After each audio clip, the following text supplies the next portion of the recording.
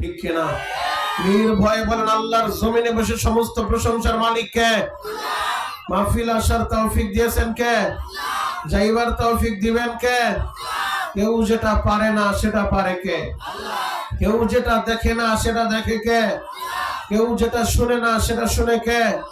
ওই আল্লাহর প্রশংসা কণ্ঠের সর্বোচ্চ আওয়াজ দিয়ে আদায় করুন আলহামদুলিল্লাহ। আরো জোরে বলেন আলহামদুলিল্লাহ।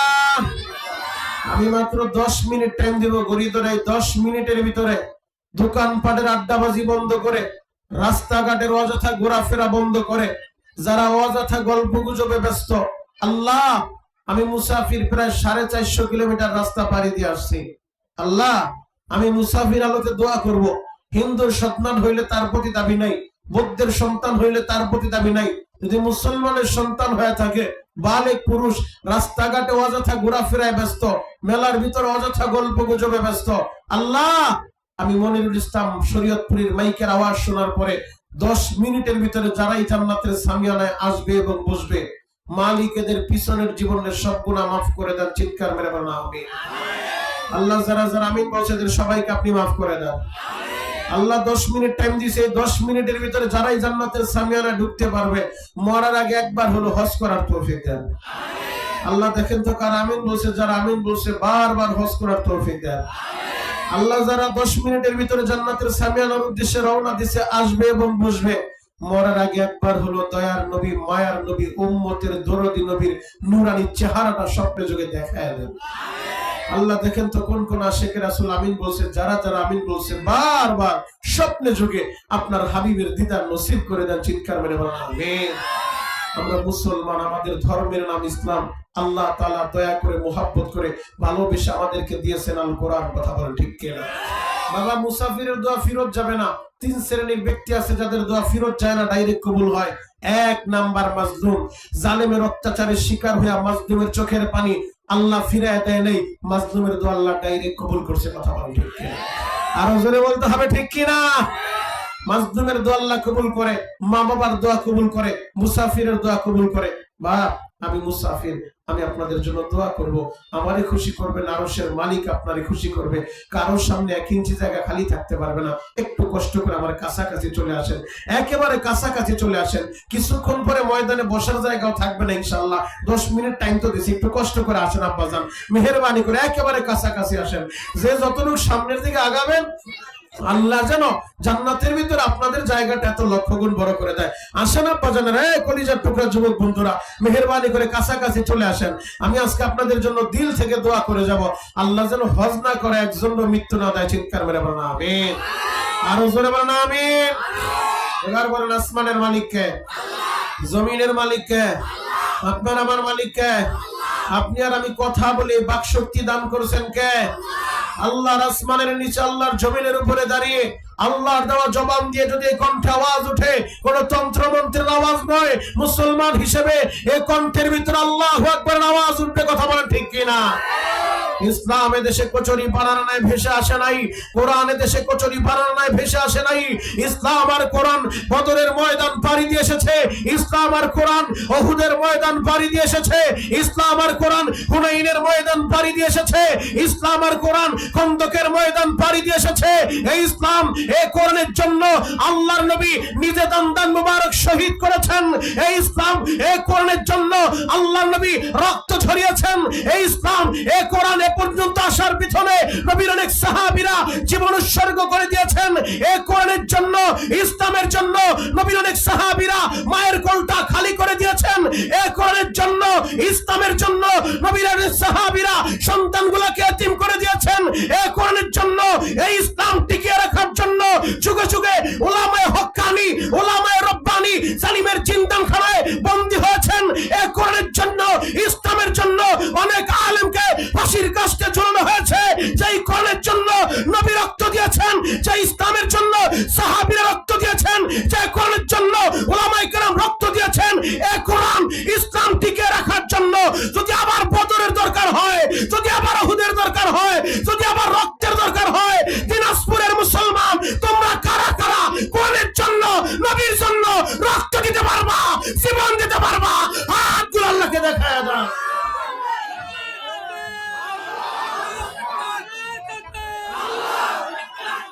আল্লাহ কবুল করুক, সকলে বলেন আমিন। ইসাস শেষ হয়ে গেল, তাকবীর ধরছেন তো ইনশাআল্লাহ মাজা টান করে এমন ভাবে তাকবীর মারবেন বেঈমানের দিলের ভিতরে ভূমিকম্প শুরু হবে। কথা বলা ঠিক কি? আল্লাহু আকবার। এটা কোনো দলীয় স্লোগান? আরো জোরে বলেন, দলীয় স্লোগান? এটা আল্লাহ প্রদত্ত একটা পাওয়ারের নাম, যেই পাওয়ার আল্লাহ মুসলমানদেরকে দান করছে। কথা বলা ঠিক কি না? আরো জোরে বলেন ঠিক কি না? ভাই জায়গা হবে না, মহিলা প্যান্ডেল ছোট করছেন কেন, বড় করতে। ভাই আমার মা বোন, অনেক মা বোন আসছে, আমি শুনলাম আয়োজক কমিটি যুবক ভাইরা বলছে যে পুরুষের চাইতে ডাবল হয়েছে মহিলারা। মাগো, পুরুষ ভাইরা যেমনি ভাবে সামনের দিকে অগ্রসর হয়ে বসছে, আপনারও সামিয়ানের একেবারে সামনাসামনি আগায় বসেন। কারোর সামনে যেন 1 ইঞ্চি জায়গা খালি না থাকে। মা, ও মা, একটু কষ্ট করে আরেকজনকে বসার সুযোগ করে দেন। যে একটু কষ্ট করে আরেকজনকে বসার সুযোগ করে দিবেন, আল্লাহ যেন আপনার মনের আশাটা পুরা করে। চিৎকার মেরে বলেন আমিন। আল্লাহু আকবার বলেন তো। সর্বময় ক্ষমতার মালিক কে? আরো জোরে বলেন। ওই আল্লাহ আছে না নাই? আছে না নাই? বিশ্বাস হয়? আল্লাহু আকবার বলেন। আল্লাহু আকবার এটা কোনো দলীয় স্লোগান না, কোনো দলের প্রতীক না, এটা আল্লাহ প্রদত্ত একটা পাওয়ার, যেই পাওয়ার আল্লাহ মুসলমানদেরকে দান করছে। কথা বলেন ঠিক কি? মুসলমান জন্মের পরে ডান কানে আল্লাহু আকবার আছে না নাই? আরো জোরে বলেন, আছে না নাই? মুসলমানের সন্তান জন্মের পরে বাম কানে আল্লাহু আকবার আছে না নাই? প্রতিদিন মসজিদের মিনার থেকে মুয়াজ্জিন আল্লাহু আকবার বলে ঘোষণা দেয়। এমনকি যখন আমরা নামাজ আদায় করি, ইমাম সাহেব নামাজের সময় হাত বাঁধে, সুবহানাল্লাহ বলে। কি বলে? জোরে বলেন। এই দুনিয়া থেকে যেদিন বিদায় নিয়ে চলে যাব, শেষ বিদায়ের জানাজা, ওই দিনও আল্লাহু আকবার আছে না? আর জোরে বলতে হবে, আছে না নাই? আমরা জন্মের পরে আল্লাহু আকবার, দুনিয়া থেকে বিদায় নিব সেই দিনও আল্লাহু আকবার।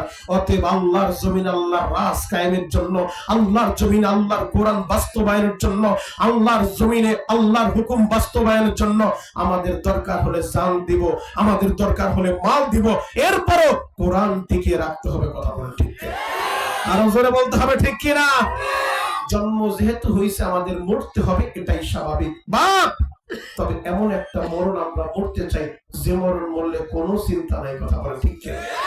এই যে কোরআন আমার হাতে দেখেন, আসমানি 104 খানা কিতাবের ভিতরে সর্বশ্রেষ্ঠ যে কিতাব, সেই কিতাবের নাম মহাগ্রন্থ আল কোরআন। এই কোরআনটা আল্লাহ আমাদেরকে দান করছেন। এই কোরআনের কথাগুলো দুনিয়ার কোন রাজা, বাদশাহ, এমপি, মন্ত্রীর কথা না। এই কোরআনের কথাগুলো আমার আল্লাহর কথা। আমি যত সময় এই জায়গায় আলোচনা করব, একবারও দুনিয়ার কোন নেতা নেত্রীর নাম আপনাকে আমি নিতে বলবো না। যতবার টাইম আসবে শুধু সুবহানাল্লাহ, আলহামদুলিল্লাহ, আল্লাহু আকবার বলে বলে আরশের মালিক আমার আল্লাহরে খুশি করবেন। যদি আমার আল্লাহ খুশি হয়ে যায়, আপনার আর কোনো চিন্তা নাই, চিন্তা নাই। যুবক, দুনিয়ার কত নেতা নেত্রীর পিছনে ঘুইরা, দুনিয়ার কোন নেতা নেত্রীর স্লোগান দিয়া কণ্ঠ ফাটাইলা, আজকের এই মাহফিলে বৈশা আল্লাহু আকবার ধ্বনি দিয়ে আমার মালিকের খুশি করবা। এই অবস্থায় যদি মরণ হয়ে যায়, ঈমানের হালতে যার মৃত্যু নসিব হয়ে যাবে, এই দুনিয়ার 10টা দুনিয়ার সমান একটা জান্নাত আল্লাহ তার জন্য রেডি করে রাখছে। আর জোরে বলেন। আমি খুতবার ভিতরে যে আয়াতে কারিমা তেলাওয়াত করছি, ওই আয়াতের ভিতরে আল্লাহ কি বলে শুনেন। ইন্নাল্লাযীনা ক্বালু রাব্বুনাল্লাহ, আল্লাহ বলে নিশ্চয়ই যারা বলবে রব আমাদের আল্লাহ, ও আমার দিনাজপুরের ভাইরা, এই আয়াতের মধ্যে আল্লাহ 2টা গুণের কথা উল্লেখ করছেন। যারা এই 2 গুণে গুণান্বিত হবে, তাদের কোনো ভয় নেই বাবা, তাদের চিন্তার কারণ নাই। ওয়াবশিরু বিল জান্নাহ, তাদের জন্য রয়েছে জান্নাতের সুসংবাদ। 2 গুণে গুণান্বিত হওয়া লাগবে।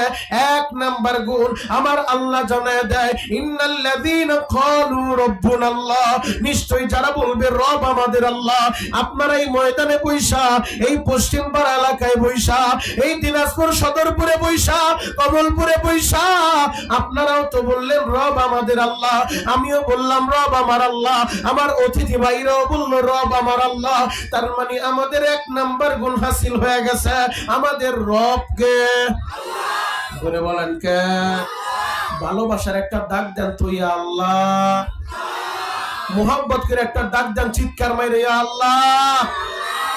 1 নাম্বার গুণ আপনার অর্জন হয়েছে, আমাদের অর্জন হয়েছে। এখন শুধু বাকি দ্বিতীয় নাম্বার গুণ। জবানে তো বলছেন রব আল্লাহ, সুম্মাস্তাকামু, আল্লাহ বলে যারা বলবে রব আমার আল্লাহ, সুম্মাস্তাকামু, এই কথার উপরে অটল থাকতে হবে, এই কথার উপরে অবিচল থাকতে হবে, এই কথার উপরে অটল আর অবিচল থেকে যেই বান্দা বান্দি মৃত্যুর বিছানায় পড়ে যাবে, তাতানাজ্জালু আলাইহিমুল মালাইকা, আমার আল্লাহ দলে দলে ফেরেশতা পাঠায় দিবে। ফেরেশতারা আয়েশা বলবে আল্লাহ তাখাফু ওয়ালা তাহজানু ওয়াবশিরু বিল জান্নাহ, ও আল্লাহর পাগল তোমার ভয় নাই, ভয় নাই, তোমার চিন্তার কারণ নাই, ওয়াবশিরু বিল জান্নাহ, আমার আল্লাহ তোমার জান্নাতের সুসংবাদ দিছে। আপনাদের মন খারাপ, বাড়িতে গেঞ্জাম হইছে, ক্ষুধা লাগছে, তাহলে এত বড় একটা দামি কথা বললাম যে জান্নাতের সুসংবাদ দিবে, এরপর সুবহানাল্লাহর আওয়াজ হইল না। এবার যদি বলি আওয়াজ হবে তো ইনশাআল্লাহ। ফেরেশতারা বলবে তোমার ভয় নাই, চিন্তার কারণ নাই, ওয়াবশিরু বিল জান্নাহ, ও আল্লাহর পাগল আমার আল্লাহ তোমার জান্নাতের সুসংবাদ দিছে। এখন এই দ্বিতীয় নাম্বার গুণটা অর্জন করাই কঠিন ব্যাপার।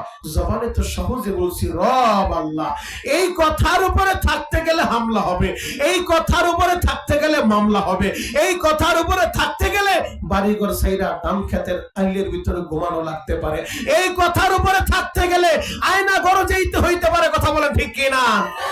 যে পরিস্থিতি আসুক জবানে বলছি রব আল্লাহ, এই কথার উপরে থাকতে চাই, এই কথার উপরে থেকে মরতে চাই, এই কথার উপরে থাকতে গেলে যদি হামলা হয়, মামলা হয়, আয়নাঘরের ভিতরে ঢুকানো হয়, হামলা মামলা জেল জরিমানা, আয়নাঘরের ভয় দেখায় লাভ নাই। জন্ম যেহেতু হইছে মরতে আমাদের হবেই, তবে আল্লাহর জমিনে আল্লাহর দ্বীন কায়েমের জন্য, আল্লাহর জমিনে এই কোরআনের আইন বাস্তবায়নের জন্য রক্ত দিতে পারি, জীবন দিতে পারি, কোন বেঈমানের সামনে মাথা নত করব না, মাথা নত করব না। কথা বলেন ঠিক কিনা?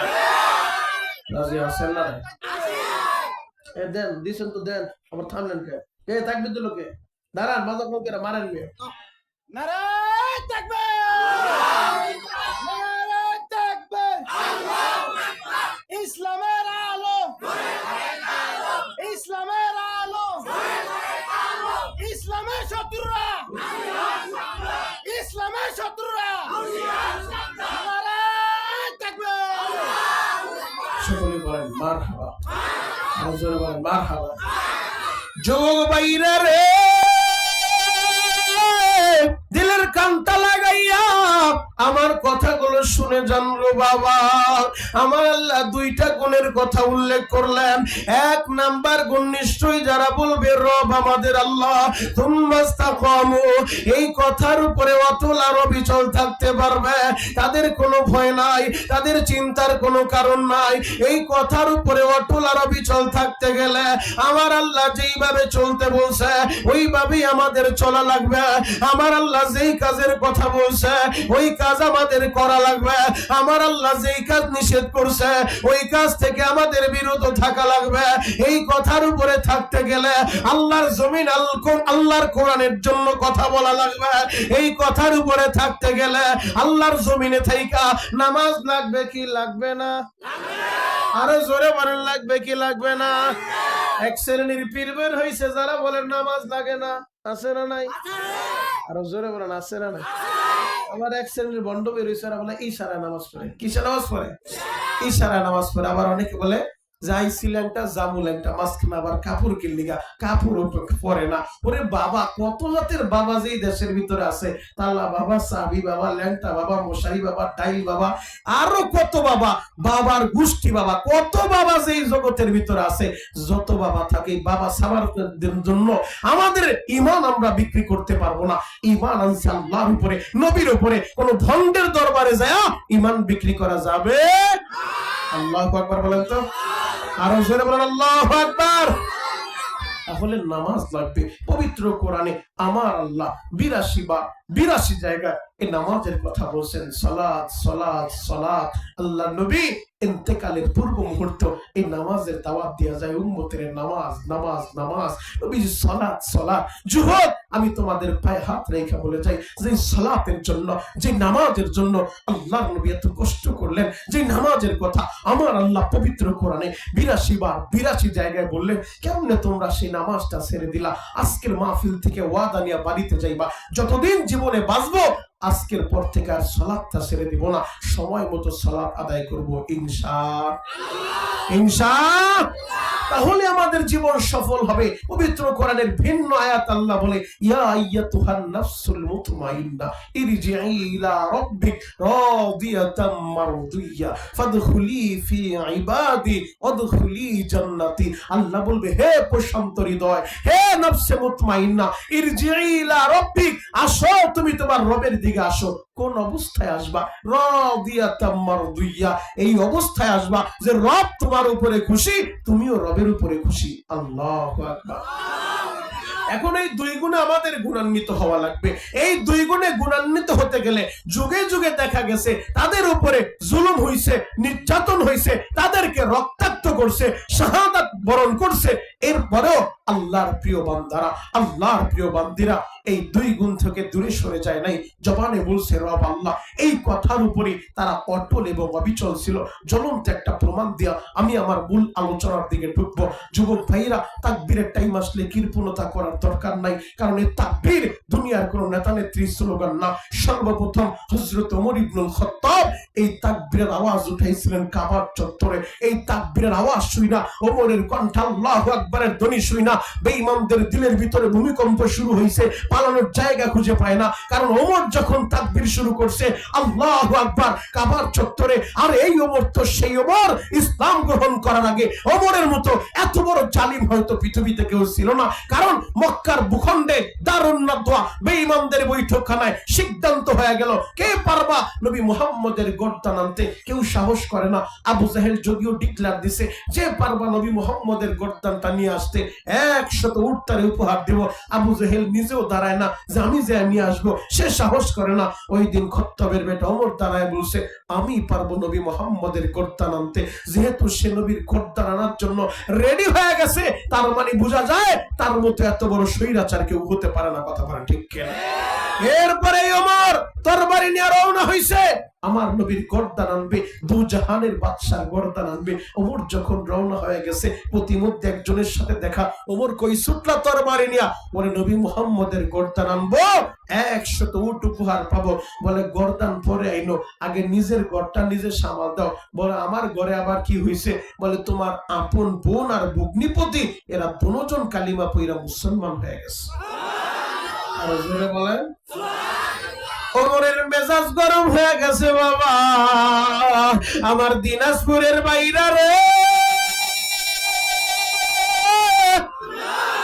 হযরত ওমর এবার তরবারিটা নিয়ে নিজের বোনের বাড়ির উদ্দেশ্যে রওনা হয়ে গেছে।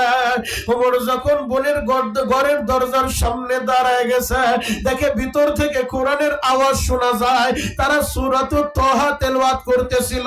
তখন তার কমপ্লিট 30 পারা কোরআন নাজিল হয় নাই, এক একটা সূরার অংশ নাজিল হইছে, কখনো 1 আয়াত, কখনো 5 আয়াত, যখন যতটুকু প্রয়োজন। 23 বছরের জীবনে, আমার নবীর নবুয়তির 23 বছরের জীবনে এই 30 পারা কোরআন আমার আল্লাহ নাজিল করেছে। বাবা তখন তো পরিপূর্ণ কোরআনটা নাজিল হয় নাই, সূরাতুত তাহার কিছু অংশ তারা ঘরের ভিতরে তেলাওয়াত করতেছিল। ওমর ঘরের দরজাটা ধাক্কা মাইরা ঘরের দরজাটা খুইলা ঘরের ভিতরে ঢুইকা কোনো কথা নাই, ভগ্নিপতিকে মারা শুরু করছে। তোমাদের সাহস তো কম না, তোমরা নবী মুহাম্মদের ধর্ম গ্রহণ করলা, তোমরা ঘরের ভিতরে কোরআনের তেলাওয়াত করো, তোমাদের সাহস তো কম না।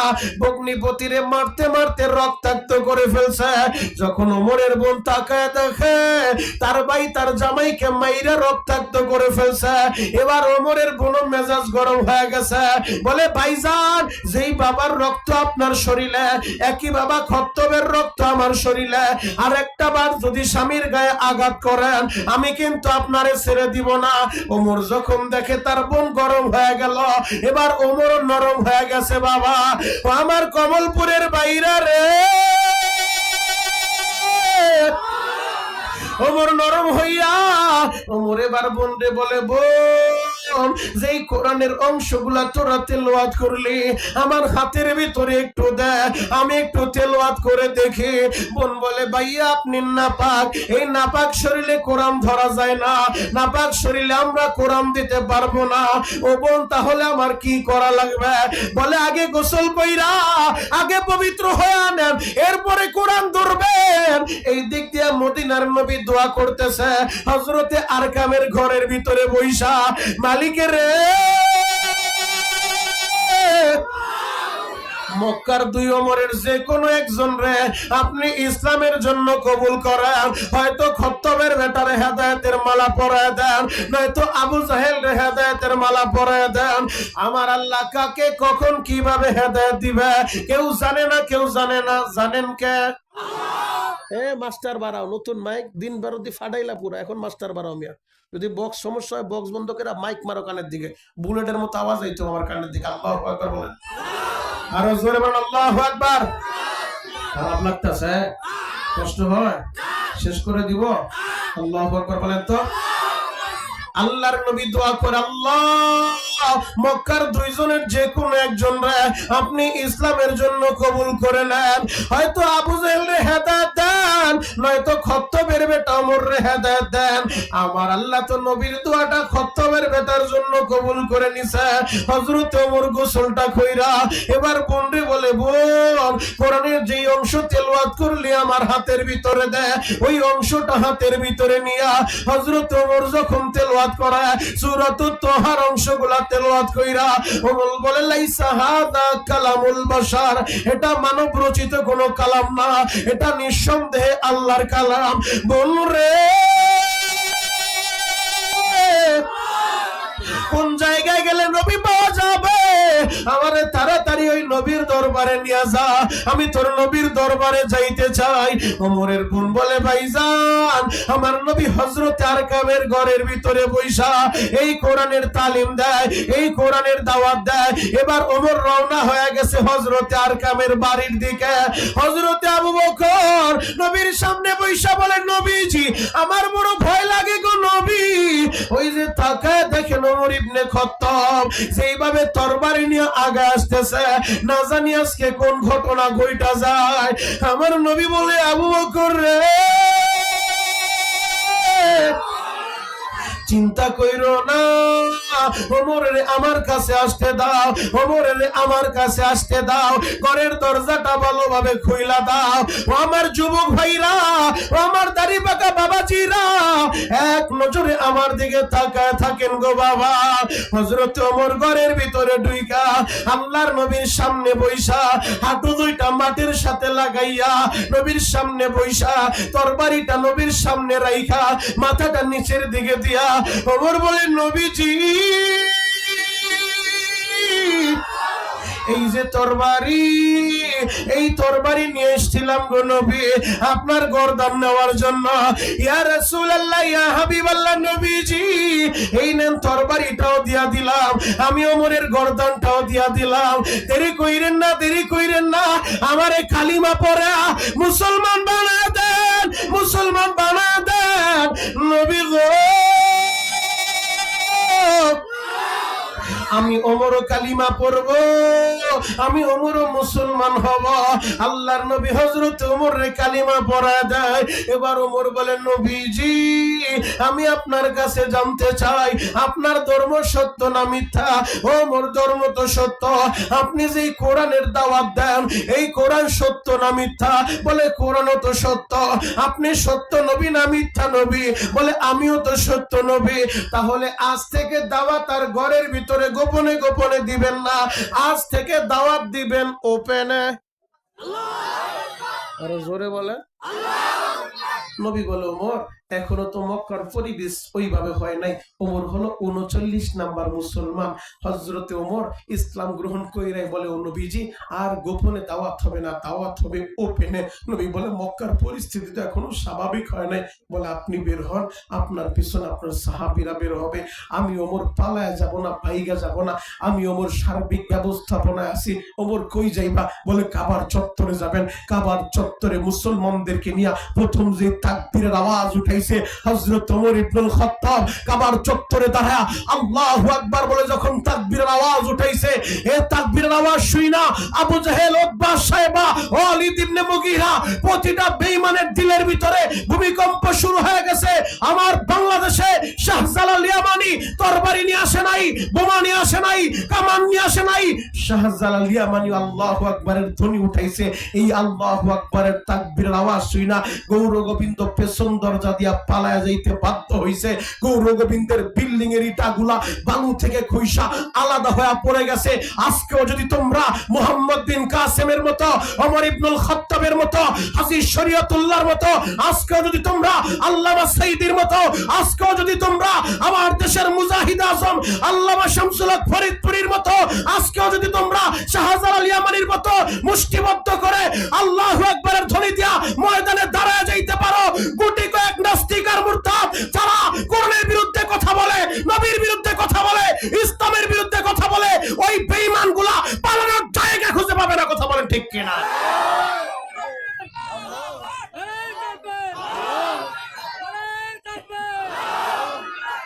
দাঁড়ান, তাকবীর একটা আমি দেই, শিখায় যাই, কাজে লাগবে ইনশাআল্লাহ। এই মাঠে চাইরবার আইছে, আর আসার নিয়ত নাই, তবে তাকবীর একটা শিখায় যাই, কাজে লাগবে ইনশাআল্লাহ। আমার সাথে পারবেন তো ইনশাআল্লাহ? নারে তাকবীর, লিল্লাহে তাকবীর। আল কোরআনের আলো, আল হাদিসের আলো। ঘরে ঘরে তো অনেক জ্বালাইতেছেন, স্বাধীনতার পর থেকে জ্বলতেছে, এখন একটু সংসদ জ্বালানোর দরকার আছে না? আরে জোরে বলেন, একসাথে বলেন, তাহলে বলেন আল কোরআনের আলো। এক চাষায় মুখই খোলে না, ঘটনা কি? চাষি মনে হয় নিষেধ করে দিছে, খবরদার ও হাস যাইবা, ভালো কথা, আবার তাকবীর টাকবীর দিয়ে মরে যাও না, সামনে শীতের দিন আস্তে আস্তে খেতা গরম করবে কে। চাষা চিন্তা নাই, আল্লাহু আকবার বলতে বলছি, কোনো নেতার নাম নিতে বলি নাই, নেত্রীর নাম নিতে বলি নাই। আল্লাহু আকবার বলতে যায় মারা গেলেও 70 জন জান্নাতে রেডি থাকবে ইনশাআল্লাহ। আল্লাহু আকবার বলেন, আরো জোরে বলেন আল্লাহু আকবার। খারাপ লাগতেছে, কষ্ট হয়, শেষ করে দিব? আল্লাহু আকবার বলেন তো। তাহলে কয় গুণে গুণান্বিত হওয়া লাগবে? সবাই বলেন আরো জোরে। 2 গুণে। 1 নাম্বার গুণ, ইন্নাল্লাযীনা ক্বালু রাব্বুনাল্লাহ, আমাদের রব কে? নিশ্চয়ই যারা বলবে রব আমার আল্লাহ, তুম্মাস্তাকামু, এই কথার উপরে অটল এবং অবিচল থাকতে হবে। এই কথার উপরে অটল আর অবিচল থাকতে গেলে যুগে যুগে ইতিহাস থেকে প্রমাণ পাওয়া যায়, হামলা হইছে, মামলা হইছে, জেল জরিমানা হইছে, অনেকের জীবন চলে গেছে। যুবক, জ্বলন্ত একটা প্রমাণ আপনাদের সামনে আমি এখন তুলে ধরবো। ফেরাউনের কাজের বুয়া ছিল যার নাম মাসেদা। এই মাসেদা তিনি মুসা নবীর উপর ঈমান এনেছিলেন, আল্লাহর উপর ঈমান এনেছিলেন, মুসা রবের উপর ঈমান এনেছিলেন। মাসেদাও জবানে স্বীকার করছিলেন রব আমার আল্লাহ। মাসেদা যখন আল্লাহকে রব বলে স্বীকার করছে, ফেরাউনের কানে নিউজটা আসার পরে ফেরাউন মাসেদাকে গ্রেফতার করে বলে, মাসেদা তুমি আমার বাড়ির কাজ কইরা তুমি আল্লাহর উপর ঈমান আনো, মুসার রবের উপর ঈমান আনো, তোমার সাহস তো কম না, তুমি এখনো সময় আছে, ঈমানটা ছেড়ে দাও। মাসেদা বলছে জীবন দিব, ঈমান দিতে পারবো না। আল্লাহু আকবার, আমি জীবন দিব, ঈমান দিতে পারবো না। বলে মাসেদা তোমার সাহস তো কম না? বলে আপনার ক্ষমতা আছে, যা মন চায় করতে পারেন, কিন্তু আমি ঈমান ছাড়তে পারি না। এবার মাসেদার ছোট্ট 2টা বাচ্চা, দুধের বাচ্চা, মায়ের কোলে একটা সন্তান আর 2টা সন্তান, মোট তার 3টা ছেলে। এই 3টা ছেলেকে মা সামনে দাঁড় করায়া ফেরাউন আগুনের গর্ত কইরা আগুন জ্বালায়া এবার বলে তোমার ছেলেগুলাকে আমি আগুনের ভিতরে নিক্ষেপ করব। মাসেদা কেমন ঈমান আনছে। মাসেদা বলে আপনি আমার সন্তানদেরকে আগুনে জ্বালাইতে পারবেন, কিন্তু আমি জবানে বলছি রব আল্লাহ, এই কথার উপরে আমি থাকবো। আল্লাহু আকবার। আমার দিনাজপুরের বাইরা রে, এবার ফেরাউনের বাহিনীরা দইরা মাসেদার বড় ছেলেটাকে আগুনের ভিতরে নিক্ষেপ করে দেয়। মায়ের চোখের সামনে যখন সন্তানরে আগুনে পোড়া দেয়, সন্তানরে আগুনে জ্বালা দেয়, কোন মা কিন্তু সহ্য করতে পারে না। ভাই সাউন্ড বাড়াও, ইউনিট 2-4টা কাটবো, মেজাজ গরম করো না। আল্লাহু আকবার বলেন তো, আরো জোরে বলেন আল্লাহু আকবার। বলে আপনি আমার চোখের সামনে আমার সন্তানরে আগুনের ভিতরে পোড়ায় দিবেন, আগুনের ভিতরে জ্বালায় দিবেন, আমি মা হিসেবে সব সহ্য করে নিব, কিন্তু আমি জবানে বলছি আমার রব আল্লাহ এই কথা থেকে আমি চুল পরিমাণও দূরে সরে যাব না। আমার দিনাজপুরের ভাইরা, আমার কমলপুরের ভাইরা, দিলের কানটা লাগাইয়া আমার কথাগুলো শুনে যান গো বাবা। আমরাও তো বলছি রব আমার আল্লাহ, এই কথার উপরে আমাদেরকে থাকতে হবে, ইমানের অগ্নি পরীক্ষা আমাদেরকে দেওয়া লাগবে। মাসেদার চোখের সামনে বড় ছেলেটাকে আগুনের ভিতরে ফালায় দিল, এবার যখন দ্বিতীয় ছেলেটাকেও মায়ের চোখের সামনে আগুনের ভিতরে জ্বালায় দেয়, পৃথিবীর কোন মাই তো সহ্য করতে পারে না বাবা। যেই মা 10 মাস 10 দিন সন্তানের গর্ভে ধারণ করছে, যেই মা সন্তান ভূমিষ্ঠ করতে যাইয়া, সন্তান প্রসব করতে যাইয়া কত রক্ত মায় ঝরাইছে, যেই মা নিজে না খাইয়া এই সন্তানের খাবারটা খাওয়া দেয়। ও আমার যুবক ভাইরা, ও আমার দাড়ি পাকা বাবাজিরা, আপনাদের যাদের মা বাইচা আছে আপনারা তো জানেন, বাড়িতে আপনি যত রাত্রি বেলায় যান একবার শুধু দরজার সামনে দাঁড়াইয়া আওয়াজ দিবেন, মা আমি বাড়িতে আসছি, বাড়ির দরজাটা খুলতে দেরি হবে না বাবা। আর যার মা দুনিয়ায় বাইচা নাই সে জানে মার কথাটা প্রতি কদমে কদমে মনে পড়ে রে ভাই। ও আমার যুবক ভাইরা, মায়ের চোখের সামনে দুইটা ছেলের আগুনে জ্বালায় দিল, মা এরপর ইমানের উপরে অটল আর অবিচল, জবানে বলছে রব আল্লাহ এই কথার উপরেই সে থাকবে। এবার যখন তৃতীয় ছেলেটা, যেই ছেলেটা দুধের বাচ্চা দুধ পান করে, মায়ের কোল থেকে ছিনিয়ে আনিয়া ওই আগুনের ভিতরে নিক্ষেপ করে দিছে, আমার আল্লাহ সাথে সাথে দুধের বাচ্চাটার জবান জারি করে দিছে। ওই আগুনের ভিতর থেকে ওই দুধের বাচ্চাটা ডাক দিয়ে বলে, ও মা তুমি ভয় পাও না রে মা, এইটা আগুন না, আগুন না, এইটা জান্নাতের ফুল বাগিচা। মাগো এরা তো দেখতেছে আমার দুইটা ভাইরে আগুনে জ্বালায় দিছে, ও মা আমি দেখতেছি আমার দুইটা ভাই এরা জান্নাতের ভিতরে খেলাধুলা করতেছে, এরা খেলাধুলা করতেছে। ও মা তুমি ভয় পাও না রে মা, তুমিও তাড়াতাড়ি আমাদের সাথে চলে আসো। ও মা তুমি ভয় পাও না, আমার আল্লাহ দুধের বাচ্চা দিয়া কথা বলাইতে পারে কি পারে না? আরো জোরে বলেন, পারে কি পারে না? আমার আল্লাহ 4টা দুধের বাচ্চারে দিয়া কথা বলাইছে বাবা। আমার আল্লাহর কুদরত দেখতে চাও? আমার আল্লাহ দুধের বাচ্চা দিয়েও কথা বলাইতে পারে। আমার আল্লাহর কুদরত দেখতে চাও? আমার আল্লাহ বাপ ছাড়াও সন্তান দিতে পারে। আমার আল্লাহর কুদরত দেখতে চাও? আমার আল্লাহ মা ছাড়াও সন্তান দিতে পারে কি পারে না? জোরে বলেন। মা সারা বাপ সারা সন্তান আল্লাহ দিতে পারে। দেখতে চাও তো হযরত আদমকে দেখো, যেই বাবা আদমের মাও নাই বাবাও নাই, আমার আল্লাহ মা সারা বাপ সারা আদম বানায় ফেলছে। যুবক, আমার আল্লাহ বাপ সারাও সন্তান দিতে পারে। দেখতে চাও তো হযরত ঈসা নবীকে দেখো, যে ঈসা নবীর বাবা নাই, কোন পুরুষের স্পর্শ ছাড়া আমার আল্লাহ মা মারিয়ামের গর্ভে ঈসা নবীরে পাঠায় দিয়েছে। আল্লাহু আকবার। 4 জন দুধের বাচ্চা যারা দোলনায় থেইকা মায়ের কোলে থেইকা দুধের শিশু, তাদের জবান আল্লাহ চালু করে দিছে, তারা বড় মানুষের মতো কথা বলছে। 1 নম্বর ওই যে ফেরাউনের বাড়ির কাজের বুয়া মাসেদা, মাসেদার দুধের বাচ্চাটা আগুনের ভিতরে পইড়া বলে, মা তুমি ভয় পাও না, ভয় পাও না, তুমি ভাবতেছো ফেরাউনের অগ্নিকুণ্ড, না না না, এটা ফেরাউনের অগ্নিকুণ্ড না, এটা আমার আল্লাহর জান্নাতের ফুল বাগিচা। আল্লাহু আকবার। তুমি ঈমান ছেড়ে দিও না, তুমি জবানে বলছো রব আল্লাহ, এই কথার উপরেই তুমি থাকো। তুমি তাড়াতাড়ি আমাদের সাথে চলে আসো, আমরা একসাথে জান্নাতের মেহমান হব। 2 নম্বর, এই 4টা বাচ্চা যারা মায়ের কোলে থেইকা আল্লাহ যাদের জবান চালু করে দিছে, তাদের কথাটা আপনাদেরকে শোনাবো, শুনবেন? বলবো ইনশাআল্লাহ। আল্লাহু আকবার বলেন তো। খারাপ লাগে? কষ্ট হয়? দোয়া করে দিব? চলবে? কতক্ষণ? সারা রায়? সারা রায়? সবাই থাকবেন? সবাই থাকবেন? আল্লাহকে হাত উঠায় দেখান তো কে কে বাঁকবেন। এইটাই ঠিক। আপনারাও সারা রাত থাকবেন না, আমিও সারা রাত করবো না।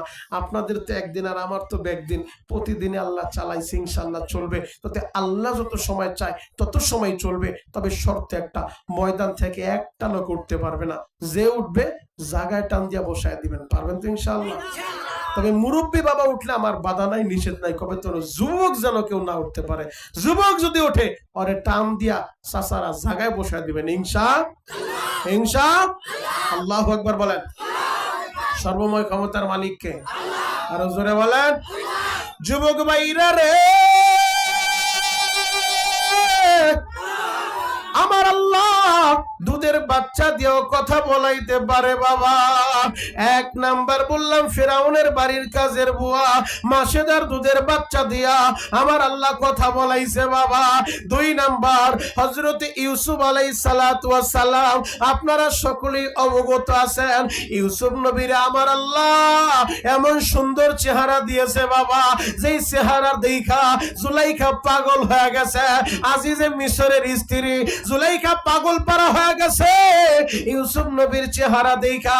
আপনাদের জন্য সুসংবাদ হলো, আমরা যারা জান্নাতে যাব সমস্ত জান্নাতি মানুষের চেহারা গোলা, তাদের সৌন্দর্য আল্লাহ ইউসুফ নবীর মতো সুন্দর বানায় দিবে। আর জোরে বলেন চাচা, আপনি ইউসুফ নবীর মতো সুন্দর হয়ে যাবেন। আল্লাহু আকবার বলেন। দুই নাম্বার, আমার আল্লাহ জান্নাতীদের কণ্ঠের সুর দান করবে হযরতে দাউদ আলাইহিস সালাতু ওয়াস সালামের মতো। যে দাউদ নবীর এমন একটা কণ্ঠ আমার আল্লাহ দিছে, দাউদ নবী যখন নদীর কিনারায় বৈশা জাবুর কিতাব পড়তো, যাকে যাকে নদীর মাছ আইসা দাউদ নবীর কণ্ঠের তেলাওয়াত শুনতো। দাউদ নবী যখন কোন গাছের নিচে বৈশা জাবুরের কিতাবের তেলাওয়াত করত, যাকে যাকে পাখি আইসা গাছের ডালপালা বইরা যাইত। দাউদ নবীর কণ্ঠ এত সুন্দর আল্লাহ দান করছে, সমস্ত জান্নাতীদের কণ্ঠের সুর আল্লাহ দাউদ নবীর মতো দান করবে। আল্লাহু আকবার। ইউসুফ আলাইহিস সালাতু ওয়াস সালামের জন্য পাগল আজিজে মিশরের স্ত্রী জুলাইখা। জুলাইখা নিজের কাম বাসনা আদায়ের জন্য যতভাবেই বুঝাইতে চায়, ইউসুফ নবী কোনোভাবে রাজি না। কারণ ইউসুফ নবী তিনি গুনাহ করতে রাজি না, কারণ গুনাহ থেকে তিনি বেঁচে থাকবে। কোন যুবক যদি চায় সে গুনাহ থেকে বেঁচে থাকবে, সাহায্য করবে কে? আল্লাহ। আরো জোরে বলেন কে? বড় ওলি হওয়ার জন্য প্রথম তোমার শর্ত হলো গুনাহ ছেড়ে দাও। গুনাহ ছেড়ে দাও। যদি গুনাহ ছেড়ে দিতে পারো ইনশাআল্লাহ আল্লাহর সাথে সম্পর্ক তোমার ভালো হয়ে যাবে। তাআল্লুক মা আল্লাহ, সম্পর্ক আল্লাহর সাথে জোড়া লাগা যাবে। যুবক ইউসুফ নবীরে যখন ৭টা দরজা পাড়ি দেওয়া খাস কামরার ভিতরে ঢুকায়া জুলাইখা ৭টা দরজায় তালা লাগায়া দিছে। কেন? ইউসুফ নবীরে দিয়া তার মনের বাসনা পুরা করবে। এই মতলবে ৭টা দরজা পাড়ি দেওয়া, ৭টা গেট পাড়ি দেওয়া, খাস কামরায় আইনা ৭টা দরজায় তালা লাগায়া যখন চাবিগুলা জুলাইখা নিজের কাছে রাইখা দিছে, ইউসুফ নবী তাকায় দেখে জুলাইখা যেই মূর্তির পূজা করে একটা রেশমি রুমাল দিয়া মূর্তিটারে ঢাইকা রাখছে। ইউসুফ নবী বলে, ওইটা ঢাইকা রাখছেন ওইটা কি? বলে, ওইটা আমার খোদা, আমি ওইটার পূজা করি। বলে, ঢাকছেন কেন? বলে, আমি যেই কাজগুলো এখন করব আমার খোদায় যেন না দেখে, এই জন্য খোদারে ডাইকা রাখছি। ইউসুফ নবী বলে, আপনার খোদারে ডাইকা রাখা যায়, আর আমি ইউসুফ এমন এক আল্লাহর গোলামি করি আমার আল্লাহরে ডাইকা রাখা যায় না। আল্লাহু আকবার। যুবক ভাইরা রে, আমরা এমন এক মালিকের গোলামি করি যেই মালিকের চোখ ফাঁকি দেওয়া যায় না। লা তাখুযুহু সিনাতু ওয়ালা নাওম। আমার আল্লাহ ঘুমায় না, আমার আল্লাহ জিমানিও দেয় না। ও আমার দাড়ি পাকা আব্বাজানেরা, এক নজরে আমার দিকে তাকায় থাকেন গো বাবা। ইউসুফ নবীর দ্বারা জুলাইখা মনের বাসনা পুরা করার জন্য মূর্তির ভিতরে যখন রেশমি রুমাল লাগায় দিল, ৭টা দরজায় তালা লাগাইয়া চাবিগুলা নিজের কাছে রাইখা দিছে। এবার বলে, ইউসুফ রে, ৭টা দরজায় তালা লাগায় দিছি, এই যে চাবিগুলাও আমার কাছে রাইখা দিলাম, আমার মনের চাহিদা পূরণ করো। ইউসুফ নবী বলে, কোশ্চিন কালেও সম্ভব না, আমি গুনাহ করব না, আমার আল্লাহ আমারে সাহায্য করবে, আমারে সাহায্য করবে। আমার দিনাজপুরের বাইরা রে, ইউসুফ নবী গুনাহ থেকে বাঁচার জন্য তিনি শুধু চেষ্টা করছেন সাহায্য করার মালিককে। তোমার কাজ হলো চেষ্টা করা, সাহায্য করবে আমার আল্লাহ। যুবক তুমি চেষ্টা চালায় যাও, সাহায্য করার মালিক আমার আল্লাহ। ইউসুফ নবী দেখতেছে দরজার ভিতরে তালা লাগানো, 7টা দরজায় তালা লাগাইছে, তালার চাবিগুলো জুলাইখার কাছে। আমি এখন দৌড় দিতে পারবো, তালা তো আমি খুলতে পারবো না। এরপরও তার কাজ হলো চেষ্টা করা, সাহায্য করার মালিক আমার আল্লাহ। আল্লাহর পয়গম্বর ইউসুফ গুনাহ থেকে বাঁচার জন্য এমন ভাবে দৌড় শুরু করছে বাবা, এক একটা দরজার সামনে দাঁড়াইতে দেরি, আমার আল্লাহর সাহায্য শুরু হইতে দেরি হয় নাই। তিনি চেষ্টা কইরা দৌড়টা দিয়া দরজার সামনে দাঁড়াইছে, আমার আল্লাহ চাবি ছাড়া টাস টাস কইরা এক একটা দরজা খুলে ফেলছে। 7টা দরজা চাবি ছাড়া আমার আল্লাহ খুলে দিছে গো বাবা। এই দিক দিয়ে জুলাইখাও পিছন পিছনে দৌড়ায় মনের বাসনা পুরা করার জন্য। 7টা দরজায় তালা লাগাইয়া ইউসুফ রে বন্দি করা যায় না, ইউসুফ পালা যায়, পিছনে পিছনে জুলাইখাও দৌড়ায়। দৌড়াইতে দৌড়াইতে 7টা দরজা পাড়ি দিয়া আজিজে মিশরের সামনে পইরা গেছে। আজিজে মিশরের সামনে যখন পড়ছে, জুলাইখা চোখের পানি দিয়ে কান্না শুরু করছে। কারে আপনি বাড়িতে আনছেন, আমার ইজ্জতের দিকে হামলা দিছে। মহিলাদের চোখের পানি খুব সিরিয়াস গো বাবা। আজিজে মিশরও তো পইটা গেছে, হায় হায় বলো কি তোমার ইজ্জতের দিকে হামলা দিল। এবার বলি ইউসুফ তুমি কাজটা করছো কি? ইউসুফ বলে আমার কথা তো আপনার বিশ্বাস হবে না, তবে আমি একটা সাক্ষী দাঁড় করে দেই। ওই যে ঘরের ভিতরে দোলনার ভিতরে শুয়ে আছে যেই দুধের বাচ্চাটা, ওই দুধের বাচ্চারে জিজ্ঞেস করেন এই জায়গায় অপরাধ টাকার। আজিজে মিশর বলে ইউসুফ রে, দুধের বাচ্চা কি কথা বলতে জানেনি, দোলনার বাচ্চা কি কথা বলতে জানেনি? ইউসুফ বলে আজিজে মিশর আমার আল্লাহ যদি চায় অবশ্যই দুধের বাচ্চা কথা বলবে। আপনি দুধের বাচ্চারে জিজ্ঞেস করেন। দোলনার কাছে দাঁড়াইয়া আজিজে মিশর বলে ও বাচ্চা বলো দোষটা কার?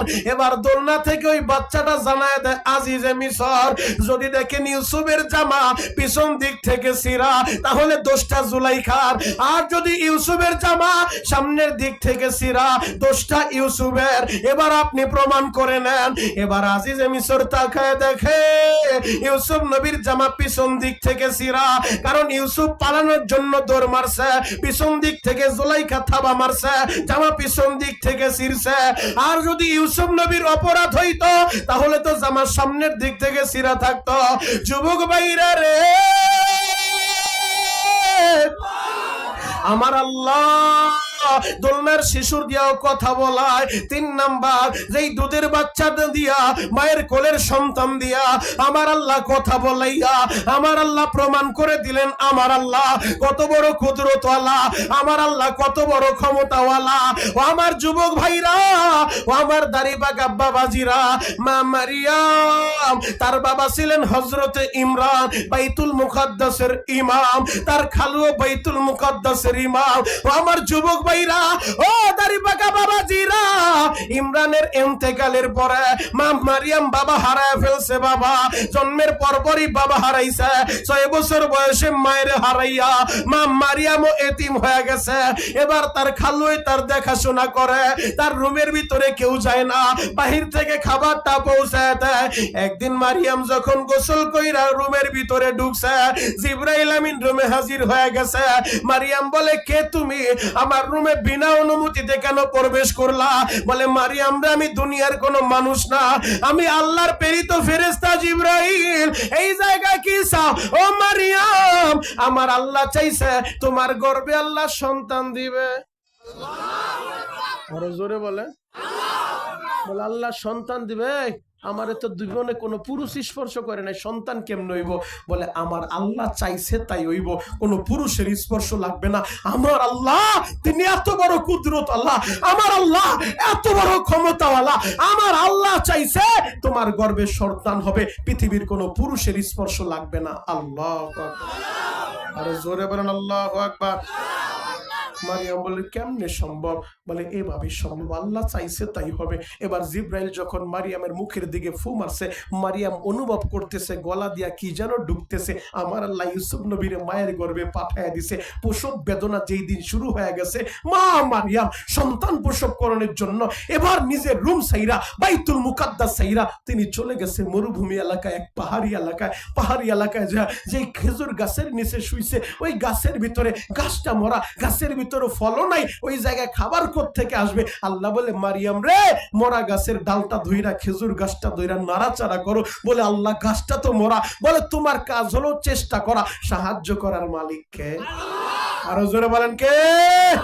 মারিয়াম যখন মরা খেজুর গাছের ডাল ধইরা নাড়া দিছে, বাবা আমার আল্লাহ মরা খেজুর গাছ জীবিত কইরা সাথে সাথে ফল ধরাইয়া খেজুর যখন পড়া শুরু হয়ে গেছে, মা মারিয়ামের সন্তান ভূমিষ্ঠ হয়ে গেল। আল্লাহ বলেন নামটা হবে ঈসা। আল্লাহ এই সন্তান নিয়ে কেমনে জেরুজালেম যাব? জেরুজালেমের মানুষগুলো আমারে অপবাদ দিবে, আমারে থাকতে দিবে না, আমারে বাঁচতে দিবে না। আল্লাহ বলে মারিয়াম রে, তুমি শুধু বলবা যা কিছু প্রশ্ন করার বাচ্চারে করো, আমি রোজাদার, আমি কথা বলবো না।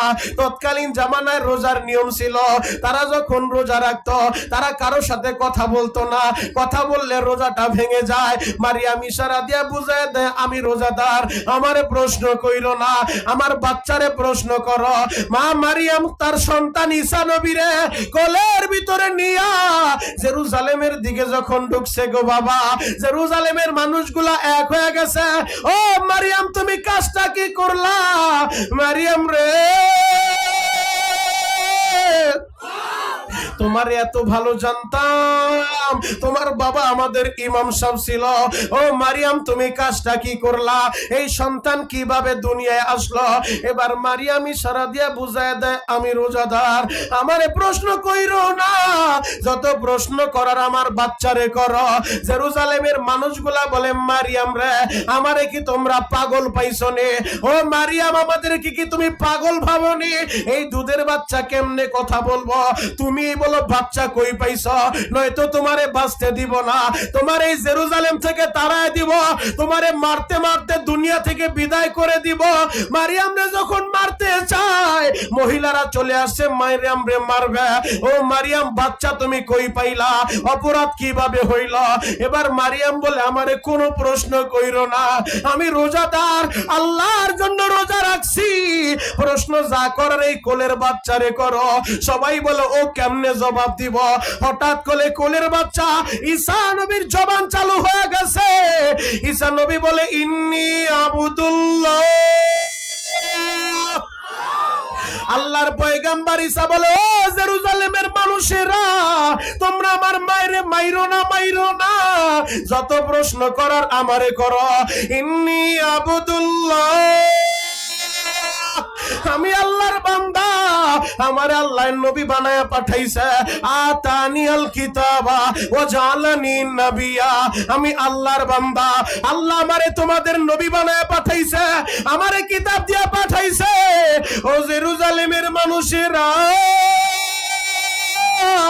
তোমরা আমার মায়ের মাইরো না। ও আমার যুবক ভাইরা, ও আমার কমলপুরের ভাইরা, ও পর্দার আলীর মা বোনেরা, আমার আল্লাহ চাইলে দুধের বাচ্চা দিয়েও কথা বলাইতে পারে। 4 নাম্বার যে দুধের বাচ্চা দিয়া আমার আল্লাহ কথা বলাইছে। বাবা যুবক রে, দিলের কানটা লাগা আমার কথাগুলো শুনে যাও রে বাবা, চোখের পানিগুলা রেডি করো। গুনাহ করতে সময় লাগছে 10 বছর, 20 বছর, 50 বছর, আমার আল্লাহর মাফ করতে সময় লাগবে না। যদি চোখের পানি দিয়া আমার আল্লাহরে ডাকার মতো ডাক দিতে পারো, আমার আল্লাহ এখনই মাফ করে দিবে গো বাবা। এই যে কোরআন আমার হাতে, আমিও গুনাহগার, তুমিও গুনাহগার, আমরা সবাই গুনাহগার, সভাপতি অতিথি ভাইরাও গুনাহগার, আমরা সবাই গুনাহগার।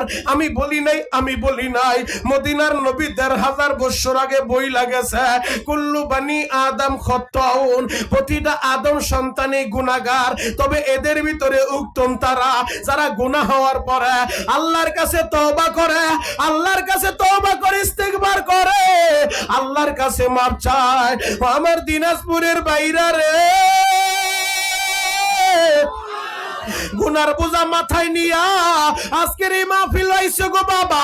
এই মুহূর্তে যদি চোখের পানি ছাইরা দিয়া আল্লাহরে বুঝায় বলতে পারো, আল্লাহ আমি বড় পাপী, আমি বড় অপরাধী, আল্লাহ দেও না আমারে মাফ কইরা, চোখের পানি দিয়ে আল্লাহরে বুঝায় বলতে পারলে খোদার কসম করে বলি রে বাবা, আমাদের গুনাহ করতে একটা সময় লাগছে।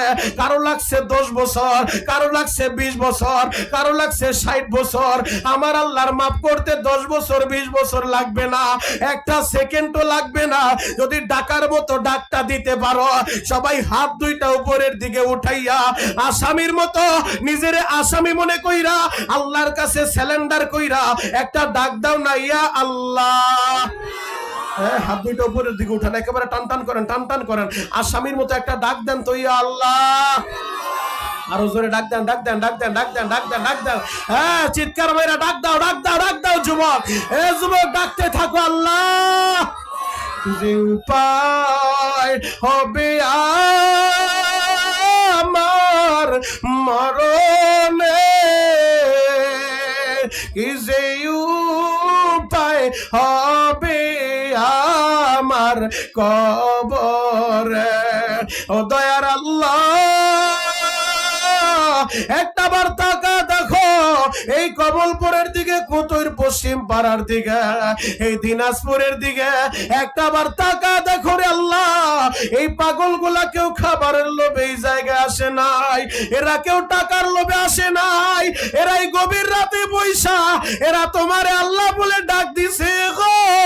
ও দয়ার আল্লাহ, তুমি এদেরকে ফিরা দিও না, তুমি এদেরকে তাড়া দিও না, তুমি দাও না এদেরকে মাফ কইরা। চিৎকার মেরে বলেন না আমিন, আরো জোরে বলেন আমিন। আল্লাহ মাফ করতে পারে কি পারে না? জোরে বলেন, পারে কি পারে না? যুবক পায়ে হাত রেখা বলে যাই, 4 নম্বর যেই যুদের বাচ্চাটা দিয়া আমার আল্লাহ কথা বলাইছে, বলবো বলবো? কষ্ট হয়? শেষ করে দিব? আল্লাহু আকবার বলেন তো, আরো জোরে বলেন আল্লাহু আকবার। জুরাইজ নামে আল্লাহর এক আবেদ ছিলেন, যিনি ইবাদতে মশগুল থাকতেন। তার একটা ইবাদত গান ছিল, ইবাদত খানা ছিল, যেই জায়গার ভিতরে তিনি শুধু ইবাদত করতেন, দাঁড়ায় দাঁড়ায় নামাজ পড়তেন। জুরাইজ বড় বুজুর্গ, বড় আবেদ, আল্লাহর প্রিয় বান্দা, সারাদিন দাঁড়ায় দাঁড়ায় নামাজ পড়ে, ইবাদত করে, ইবাদত খানা সাইরা অন্য কোথাও তেমন যায় না। একদিন হঠাৎ করে তার মা দুঃখিনী সন্তানদের দেখার লাইগা পাগলের মতো হয়ে গেছে। মা সন্তানদের দেখার লাইগা জুরাইজ যেই ইবাদত খানায় ইবাদত করে, ওই ইবাদত খানার গেটের সামনে দাঁড়ায়া মা দুঃখিনী লাঠিতে বর কইরা ডাক দেয়, বাবা জুরাইজ, ও বাবা জুরাইজ, আমি মা আইছি তোরে দেখার লাইগা, বাবারে দরজাটা খুল। সন্তান তো নামাজে দাঁড়ায় রইছে। জুরাইজ চিন্তা করে, একদিকে আমি নামাজ আদায় করতেছি, একদিকে নামাজ, আর একদিকে আমার মা, আমি এখন কোন দিকে যাব? আমি কি নামাজ পড়বো নাকি মায়ের ডাকের জবাব দিব? আমি কোন দিকে যাব? জুরাইজ চিন্তায় পড়ে সিদ্ধান্ত নিয়ে নিছে, আমার মায়ের ডাকে ডাকুক, আমি নামাজ ছাড়বো না, নামাজ পড়বো। আল্লাহু আকবার। এই এই এই কই যায়? বসো, এই বসো, কই যায়? এতগুলা মানুষ এতটা কই ছুটছে যে বাপ বয়? আল্লাহু আকবার বলেন তো, আরো জোরে বলেন আল্লাহু আকবার। জুরাইজ তিনি চিন্তা করতে লাগলেন, আমি এখন কোন দিকে যাব? একদিকে আমার মা ডাকে, আর একদিকে আমি নামাজে, আমি কি নামাজ ছাড়বো নাকি মার ডাকের জবাব দিব? সিদ্ধান্ত নিয়ে নিছে, আমার মা যত ডাকে ডাকুক, আমি নামাজ ছাড়বো না, আমি নামাজ আদায় করব। জুরাইজ নামাজ পড়তেছে, আর মায় তো ঘরের দরজায় দাঁড়ায় ডাকতেছে, জুরাইজ জুরাইজ, বাবা দরজাটা খুল। মায় তো আর জানে না যে ছেলে নামাজে দাঁড়ায় রইছে। মা মনে করছে ছেলে আমার প্রতি কি রাগ করলো কিনা, এত টাকা ডাকলাম, ছেলে আমার দরজা খুললো না। মা মনে বড় ব্যথা নিয়ে বাড়িতে চইলা গেছে, গ্রামের বাড়ি চইলা গেছে। আর একদিন আবার মনে পড়ছে, ছেলেটারে সেই দিন দেখতে গেলাম, দেখতে পারলাম না, ছেলে আমার দরজাটাও খুললো না। আজকে আরেকবার যাই, ছেলেটারে দেখে আসি, সন্তানরে দেখার লাইগা। আমার মা দুঃখিনী লাঠিতে বর কইরা কইরা সন্তানের ঘরের দরজার সামনে দাঁড়ায় গেছে। আমার দিনাজপুরের বাইরে রে, মা কারে বলে রে ভাই? এই মজলিসে যার মা পয়সা নাই এখন বসে বসে কাঁদতে থাকবা রে ভাই।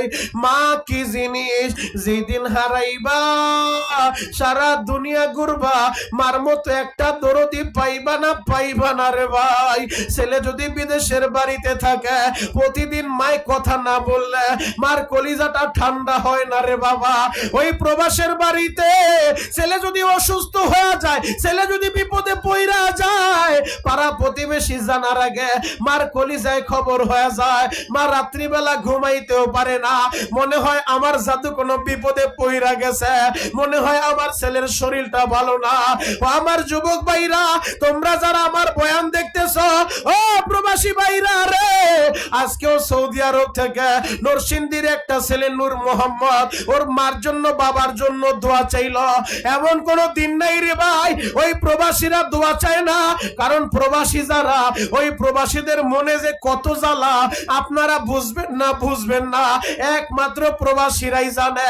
আমরা তো মনে করি প্রবাসীরা টাকার মেশিন, এই টাকা কামাইতে যাইয়া আমার কত প্রবাসী ভাই লাশ হয়ে দেশে ফিরে রে ভাই।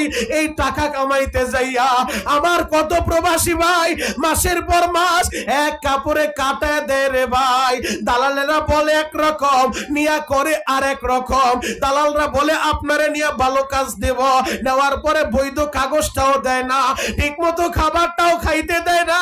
এমনও প্রবাসী আছে রে ভাই, ওই মক্কা মদিনায় যাইয়া আমি নিজের চোখে দেখে আসছি রে ভাই। কত প্রবাসী আলেমদেরকে দেখলে পাগলের মতো সুইটা আসে আর চোখের পানি দিয়া বলে হুজুর আমাদের জন্য একটু দোয়া কইরেন। মাসের পর মাস পার হয়ে যায়, বাড়িতে টাকাও পাঠাইতে পারি না, নিজেও ঠিক মতো খাইতে পারি না, ঠিক মতো কাজও করতে পারি না, বৈধ কাগজটাও আমাদেরকে দেয় না। দিনাজপুরের বাইরা রে,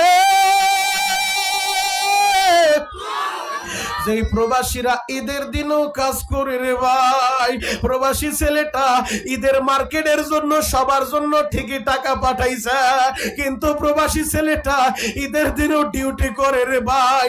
বহুত প্রবাসী আছে 16 ঘন্টা 18 ঘন্টা ডিউটি কইরা এরপরে বাসায় আইসা আবার নিজে খাবারটা পাকাইতে হয়, খাবারটা রান্না করতে হয়। ওই প্রবাসীদের জন্য আমি সব সময় দোয়া করি, তোমরাও দোয়া কইরো। এরা আমার দেশের রেমিডেন্স যোদ্ধা, এদের কারণে আমার দেশের অর্থনৈতিক চাকাটা সচল থাকে। কিন্তু দুঃখ আর পরিতাপের বিষয়, আমার দেশের রাষ্ট্র ওই প্রবাসীদেরকে সেইভাবে মূল্যায়ন করে না। কথা বলেন ঠিক কি না?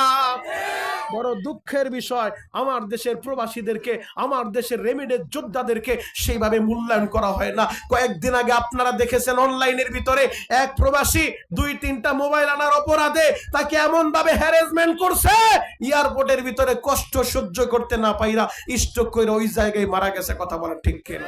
প্রবাসীরা তো কষ্ট করে বাড়িতে আসে, এয়ারপোর্টের ভিতরে যখন আসছে, আসার পরে দেখে লাগেজ থেকে মাল চুরি হয়ে গেছে, লাগেজ থেকে মাল জিনপরিতে নিয়ে গেছে। এজন্য আমার দেশের রাষ্ট্রীয় প্রধান যারা, তাদের উচিত হলো প্রবাসীদের জন্য স্পেশাল ভিআইপি ব্যবস্থা করা। কথা বলা ঠিক কিনা? এটা তাদের ন্যায্য অধিকার, প্রবাসীদের পক্ষে কথা বলতে হবে। আগামীতে যারা ক্ষমতায় আসবেন আপনারাও প্রবাসীদের জন্য স্পেশাল ফ্যাসিলিটি আপনাদেরকে দিতে হবে, কারণ এদের কারণে আমার দেশের অর্থনৈতিক চাকা সচল থাকে। কথা বলেন ঠিক কিনা? এরা যদি আমার দেশের রেমিডেন্স পাঠানো বন্ধ করে দেয় তাহলে দেশের অবস্থা 12টা বেজে যাবে। কথা বলেন ঠিক কিনা? আল্লাহু আকবার বলেন তো, আরো জোরে বলেন আল্লাহু আকবার। তাহলে যাদের মা বাইচা নাই এখন বসে বসে কাঁদবেন, যাদের মা জীবিত আছে দেখবেন মা দুঃখিনী সন্তানের জন্য কতটা পাগল। জুরাইজের মা আরেকদিন যখন গেছেন, কি হয়েছে? জুরাইজের মা যখন আরেকদিন গেছে সন্তানকে দেখার জন্য পাগলের মতো হয়ে গেছে। সন্তানটারে না দেখলে ভালো লাগে না। এবার সন্তানকে দেখার লাইগা দ্বিতীয় দিন যখন সন্তানের ঘরের দরজার সামনে দাঁড়া মা দুঃখিনী ক্লান্ত শরীর নিয়ে ডাক দিছে, জুরাইজ, ও বাবা জুরাইজ রে, ঘরের দরজাটা খুলো। দ্বিতীয় দিনও তো জুরাইজ নামাজে দাঁড়ায় রইছে। জুরাইজ নামাজে দাঁড়ায় চিন্তা করে, মালিক রে,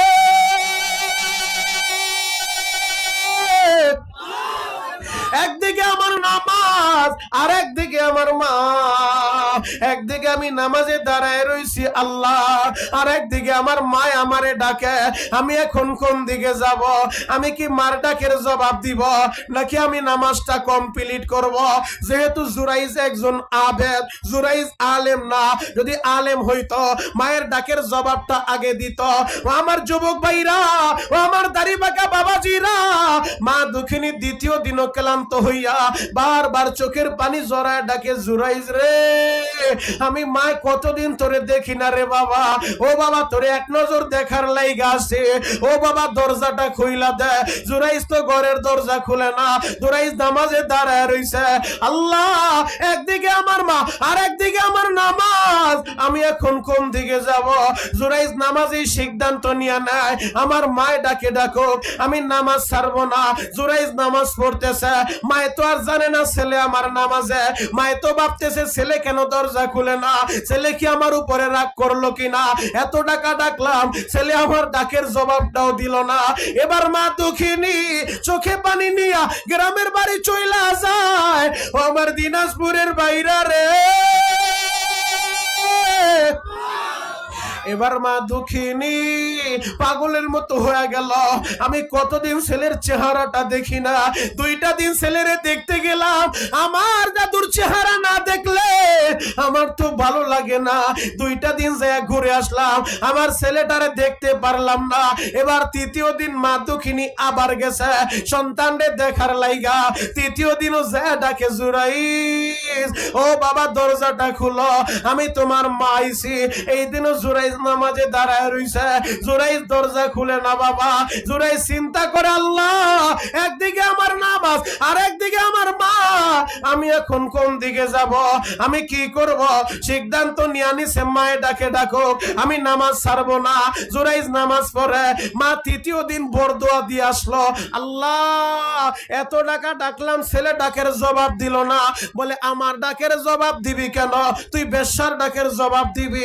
মাই তো কথা একটা বইলা চলে আসছে, আমার আল্লাহ তোমার দোয়া ডাইরে কবুল করে, মার বরদোয়াও ডাইরে কবুল হয়ে যায়। ও আমার পর্দারালের মা বোনেরা, সন্তানের উপরে রাগ কইরা কখনো বরদোয়া দিয়েন না গো মা, কখনো সন্তানরে বরদোয়া দিয়েন না। সম্ভব হইলে দোয়াটা কইরা দিয়েন, আল্লাহ ছেলেটারে হেদায়েত দিয়া দাও। ওই যে কাবা শরীফের ইমাম, একজন কালো ইমাম, তারে প্রশ্ন করলো, আপনি কিভাবে কাবার ইমাম হইলেন? ওই ইমাম সাহেব কি বলে জানো? বলে, আমি আমার মায়ের বরদোয়ায় কাবার ইমাম হইছি। মায়ের বরদোয়ায় আবার কাবার ইমাম হয় কিভাবে? বলে, আমি ছোট্টবেলা দুষ্ট ছিলাম, ঠিক মতো মায়ের কথা শুনতাম না, আমি অতিরিক্ত দুষ্টামি করতাম। যখনই আমার মা আমার উপরে রাগ করতো, সাথে সাথে বলতো, আল্লাহ ওরে তুমি কাবার ইমাম বানায় দাও, আল্লাহ ওরে তুমি হেদায়েত দাও, ওরে তুমি কাবার ইমাম বানাও। ওই যে আমার মা রাগ কইরা বলছে, আল্লাহ আমার ছেলেরে কাবার ইমাম বানাও, আমার আল্লাহ তুই দোয়াটা কবুল কইরা নিছে, আমারে আল্লাহ কাবার ইমাম বানায় দিছে। ও আমার দিনাজপুরের বাইরা রে, এই জন্য মার বরদোয়া নিও না। আর মা যারা হইছে সন্তানরে বরদোয়া দিয়েন না, বাবা যারা হইছে সন্তানরে বরদোয়া দিয়েন না। জুরাইজের মা তো বলে আছে, আমার ডাকের জবাব দিবি কেন? তুই বেশ্যার ডাকের জবাব দিবি। কথা বইলা চলে আসে। হঠাৎ করে আল্লাহর খেলা তো বোঝা যায় না বাবা। ওই এলাকার একটা পাগলি ছিল, পাগলির বাচ্চা প্রসব হয়ে গেল। লোকজন ধরছে, কিরে তুই বাচ্চা পালি কই? পাগলির এলাকার যুবকরা ধরছে, তোর বাচ্চা এলো কোত্থেকে? পাগলি বলে, বাচ্চার বাবা হইলো ওই যে আবে জুরাইজ। নাউজুবিল্লাহ বলেন। এলাকার যুবকরা সব গেছে খেই পাখি, আমরা জানি সে আল্লাহর ওলি বুজুর্গ মানুষ, সারাদিন নামাজ পড়ে, এই লোকটা গোপনে গোপনে এই কাজ করছে। এই সবাই চল। এলাকার যুবকরা সব মিল্লা ওই ইবাদত খানা বাইঙ্গা টাইনা বাইর করছে। আপনি আল্লাহর ওলি বানাইছেন, গোপনে গোপনে এই কাজ করেন। আল্লাহর ওলি জুরাইজ বলে, বাবা আমার কি হয়েছে? বলে, কোনো কথা চলবে না। যখন উত্তম মাধ্যম শুরু হয়ে গেছে, বলে, বাবা আমি তো কিছুই বুঝলাম না, কেন মারো? বলো, কিছু বুঝেন না আপনি? আপনি গোপনে গোপনে এই কাজ করছেন, যখন মায়ের শুরু হয়ে গেছে। বলে, বাবা রে আমার কথাটা শোনো, আমার অপরাধটা কি? বলে, ওই পাগলিরে বাচ্চা দিছো কেমনে? ওই পাগলির সাথে এই কাজ তুমি কেন করছো? বলে, আমি পাগলির সাথে কাজ করছি মানে? ওই পাগলিরে ডাকো। পাগলির যে বাচ্চা, বাচ্চারে জিজ্ঞেস করো বাচ্চার বাপকে। আল্লাহু আকবার। এবার যুবকরা বলে, আপনি কি আমাদেরকে পাগল ভাবছেন? দুধের বাচ্চা, ওই বাচ্চা কেমনে কথা বলবো? মায়ের কোলের বাচ্চা দুধ খায়, ওই বাচ্চা কেমনে কথা বলবো?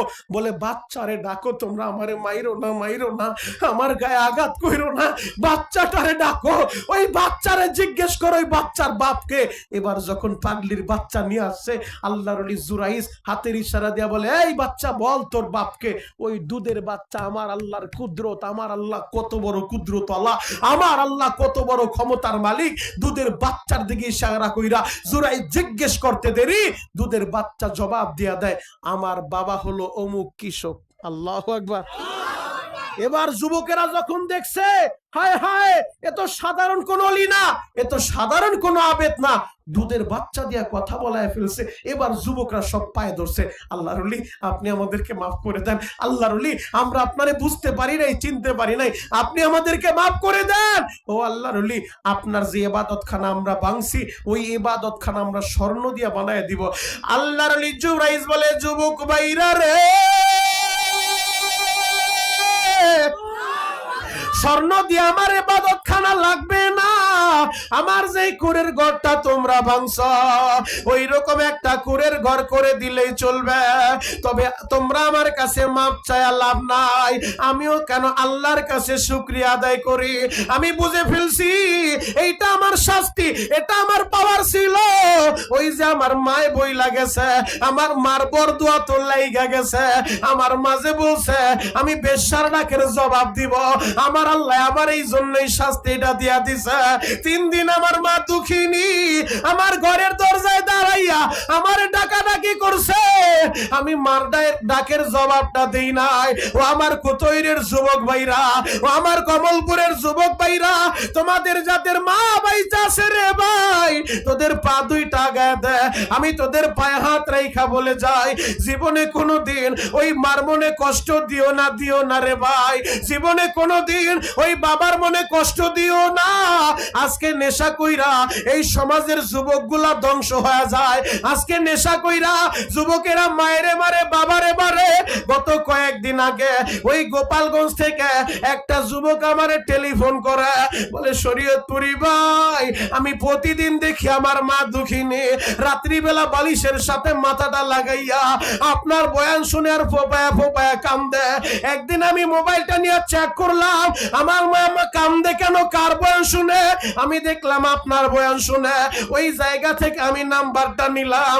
আমার মার বড় ইচ্ছা একদিন আমার বাড়িতে আপনি খাবার খাবেন। হুজুর, যেই কথাটা বলার জন্য ফোন দিছি, আমাদের গ্রামের যুবকগুলা নেশা কইরা ধ্বংস হয়ে যাচ্ছে। গতকালকেও একটা যুবক ওর মায়ের ঘরের ভিতরে মারছে। হুজুর, একটু আপনি দোয়া করবেন, আপনি একটু যুবকদের জন্য বয়ান করবেন যেন এরা নেশা থেকে ফিরে থাকে। ও যুবক, আজকে বাংলাদেশের পাড়ায় পাড়ায়, মহল্লায় মহল্লায় এই নেশা চইলা গেছে রে ভাই, ইয়াবা চইলা গেছে। আমি তোদের পা ধরে বলে যাই রে ভাই, নেশা কইরা জীবনটা শেষ কইরা দিস না রে ভাই। নেশা করলে দিমাগ নষ্ট হয়ে যায়, নেশা করলে মুরব্বীদের সম্মান করে না, নেশাখোররা মায়েরও চিনে না, বাবারেও চিনে না। ও যুবক, হয়তো আমি বড় পীর সাহেব না, আমি বড় মাওলানা আর মুফতি না, তবে আমি নাখান্দা আল্লাহর একজন বান্দা। এই হাত দিয়া বহুতবার আমি কাবাগর দর্জি রে ভাই। এই যে আজকের মাহফিলের প্রধান অতিথি সাহেব বসে আছে, গত রমজানে তার সাথে একই সাথে ওই খানায় কাবা বাইতুল্লাহ দেখা হয়ে গেল রে ভাই। ও আমার যুবক বন্ধুরা, তোমাদের পা ধরে বলে যাই, আমি তোদের পা ধরতে রাজি আছি। জীবনে কোনোদিন মায়েরে কষ্ট দিস না, জীবনে কোনোদিন বাবারে কষ্ট দিস না। মার দোয়া তোর সাথে থাকলে এই পৃথিবীর কোথাও তুই ঠেকবি না, ঠেকবি না রে ভাই। কত সন্তানেরা মা হারাইয়া, বাবা হারাইয়া বসে বসে কান্দে রে ভাই। আর তোর বাবা আছে, তুই বুঝু না এই বাবাটা কত দামি। আল্লাহর নবী বলছে, হুমা জান্নাতুকা ওয়া নারুকা, তোমার মা বাবাই তোমার জান্নাত, তোমার মা বাবাই তোমার জাহান্নাম। যুবক রে, গত মাসেও আমি মদিনা থেকে আসছি, আমার সাথে সজীব আহমেদ সুজন, আপনাদের এলাকার সন্তান, এই যুবক সুজন আমার সাথে একসাথে কাবা ঘরে যাওয়ার কথা। বাবা, আমরা যখন এয়ারপোর্টের ভিতরে ঢুকলাম, এহরামের কাপড় তো আমি পরে ফেলছি, কিন্তু আল্লাহর খেলা তো বোঝা যায় না বাবা। যে কোনো ভাবেই হোক ইমিগ্রেশনের সজীবকে আটকায় দিল, সন্দেহভাজন ভাবে ওরে আটকায় দিল। ওর মনের ভিতরে একটাই ব্যথা, আমারে বলে ভাইয়া জীবনে এত কষ্ট আমি পাই নাই, একসাথে হেরেমে যাব, একসাথে হেরামের কাপড় বইরা ওই কাবার চতুর্দিকে ঘুরবো, আমার নবীর রওজার সামনে দাঁড়াইয়া আমার নবীর আমি সালাম দিব, কিন্তু আল্লাহ আটকে দিল। আমি কিছুই বুঝতে পারতেছি না, আমি তো এই কষ্ট সহ্য করতে পারি না। আমি বললাম বাইরে, আমার আল্লাহ যা করে কল্যাণের জন্য করে, হয়তো এটার ভিতরেও কোনো কল্যাণ আছে। আমার আল্লাহর ফয়সালা উত্তম ফয়সালা। ও যুবক, হজে না যাইয়াও বহুত পাগলের আল্লাহ কাবায় ঘুরায়। জ্বলন্ত একটা প্রমাণ দিয়ে আমি মূল আলোচনার দিকে আসবো বাবা। ইমাম বুখারী রহমাতুল্লাহ আলাইহির উস্তাদ আব্দুল্লাহ ইবনে মুবারক রহমাতুল্লাহ আলাইহি, আব্দুল্লাহ ইবনে মুবারক আল্লাহ তারে এমন সম্পত্তি দিছে রে ভাই, প্রতি বছর হজে যায়, নিজে একা যায় না, এলাকার শত শত আলেমদেরকে নিজ খরচে হজে নিয়ে যায়। আব্দুল্লাহ ইবনে মুবারক রহমাতুল্লাহ আলাইহি হজের সিজনে নিজেও হজে গেছে, নিজের টাকা দিয়া শত শত আলেমদেরকে হজে নিয়ে গেছে। আব্দুল্লাহ ইবনে মুবারক কাবা ঘরটা তাওয়াফ কইরা, ও যুবক ভাইরা রে, মাথা পের ভিতরে একটু বিশ্রাম নিয়ে শুয়ে পড়ছে। হঠাৎ কইরা চোখটা যখন লেগে গেছে, হঠাৎ কইরা ঘুমের ভিতরে স্বপ্ন দেখে মাথার কাছে একজন পাগড়ি পরিহিত লোক, পায়ের কাছে একজন পাগড়ি পরিহিত লোক। মাথার কাছের লোকটা পায়ের কাছের লোকটারে জিজ্ঞেস করে, ভাইজান এই বছর কি পরিমাণ হাজি হজে আইছে? বলে 5 লক্ষ মানুষ হজে আইছে। আরো জোরে বলে ভাই, সাউন্ড আর একটু বাড়া। বলে 5 লক্ষ মানুষ হজে আইছে? বলে হ্যাঁ। বলে হজ কবুল হইছে কয়জনের? মাথার কাছে লোকটা বলে 5 লক্ষ হাজি হজে আইছে, একজনের হজ কবুল হয় নাই। এবার পায়ের কাছে লোকটা বলে হায় হায় বলো কি, 5 লক্ষ হাজি হজে আইলো, একজনের হজ কবুল হয় নাই? বলে না না, একজনেরটাও কবুল হয় নাই, তবে আলী ইবনে মুআফা, ওই সিরিয়ার আলী ইবনে মুআফা, তার উসিলায় আমার আল্লাহ 5 লক্ষ হাজির হজ কবুল কইরা তাদের সবাইরে মাফ করে দিছে। আরো জোরে বলেন। ইমাম বুখারীর উস্তাদ আব্দুল্লাহ ইবনে মুবারক স্বপ্নটা দেখা ঘুমটা যখন ভাঙা যায়, চিন্তার জগতে পইরা গেছে, মালিক রে তোমার খেলা বুঝা বড় তাই গো, 5 লক্ষ হাজি হজে আইলো, একজনের হজ তুমি কবুল করলা না। একজন বান্দা আলী ইবনে মুআফা, তার উসিলায় 5 লক্ষ হাজিরে মাফ করলা। আমি আব্দুল্লাহ ইবনে মুবারক, আমি ইমাম বুখারীর উস্তাদ, আমার হজ কবুল হইল না। শত শত আলেম রে হজে আনলাম, তাদের হজ কবুল হইল না, কারো হজ কবুল হইল না। একজনের উসিলায় 5 লক্ষ হাজিরা আবার মাফ কইরা দিলা। এবার আব্দুল্লাহ ইবনে মুবারক হজের সফর যখন শেষ হয়ে যায়, ওই আলেমদেরকে বলে আপনারা সবাই চইলা যান, আমি একটু সিরিয়ায় যাব। বলে হুজুর কেন সিরিয়ায় যাবেন? আমারে কোনো প্রশ্ন কইরো না, আমার সিরিয়ায় কিছু কাজ আছে, আপনারা সবাই দেশে চইলা যান, আমি পরে আসব।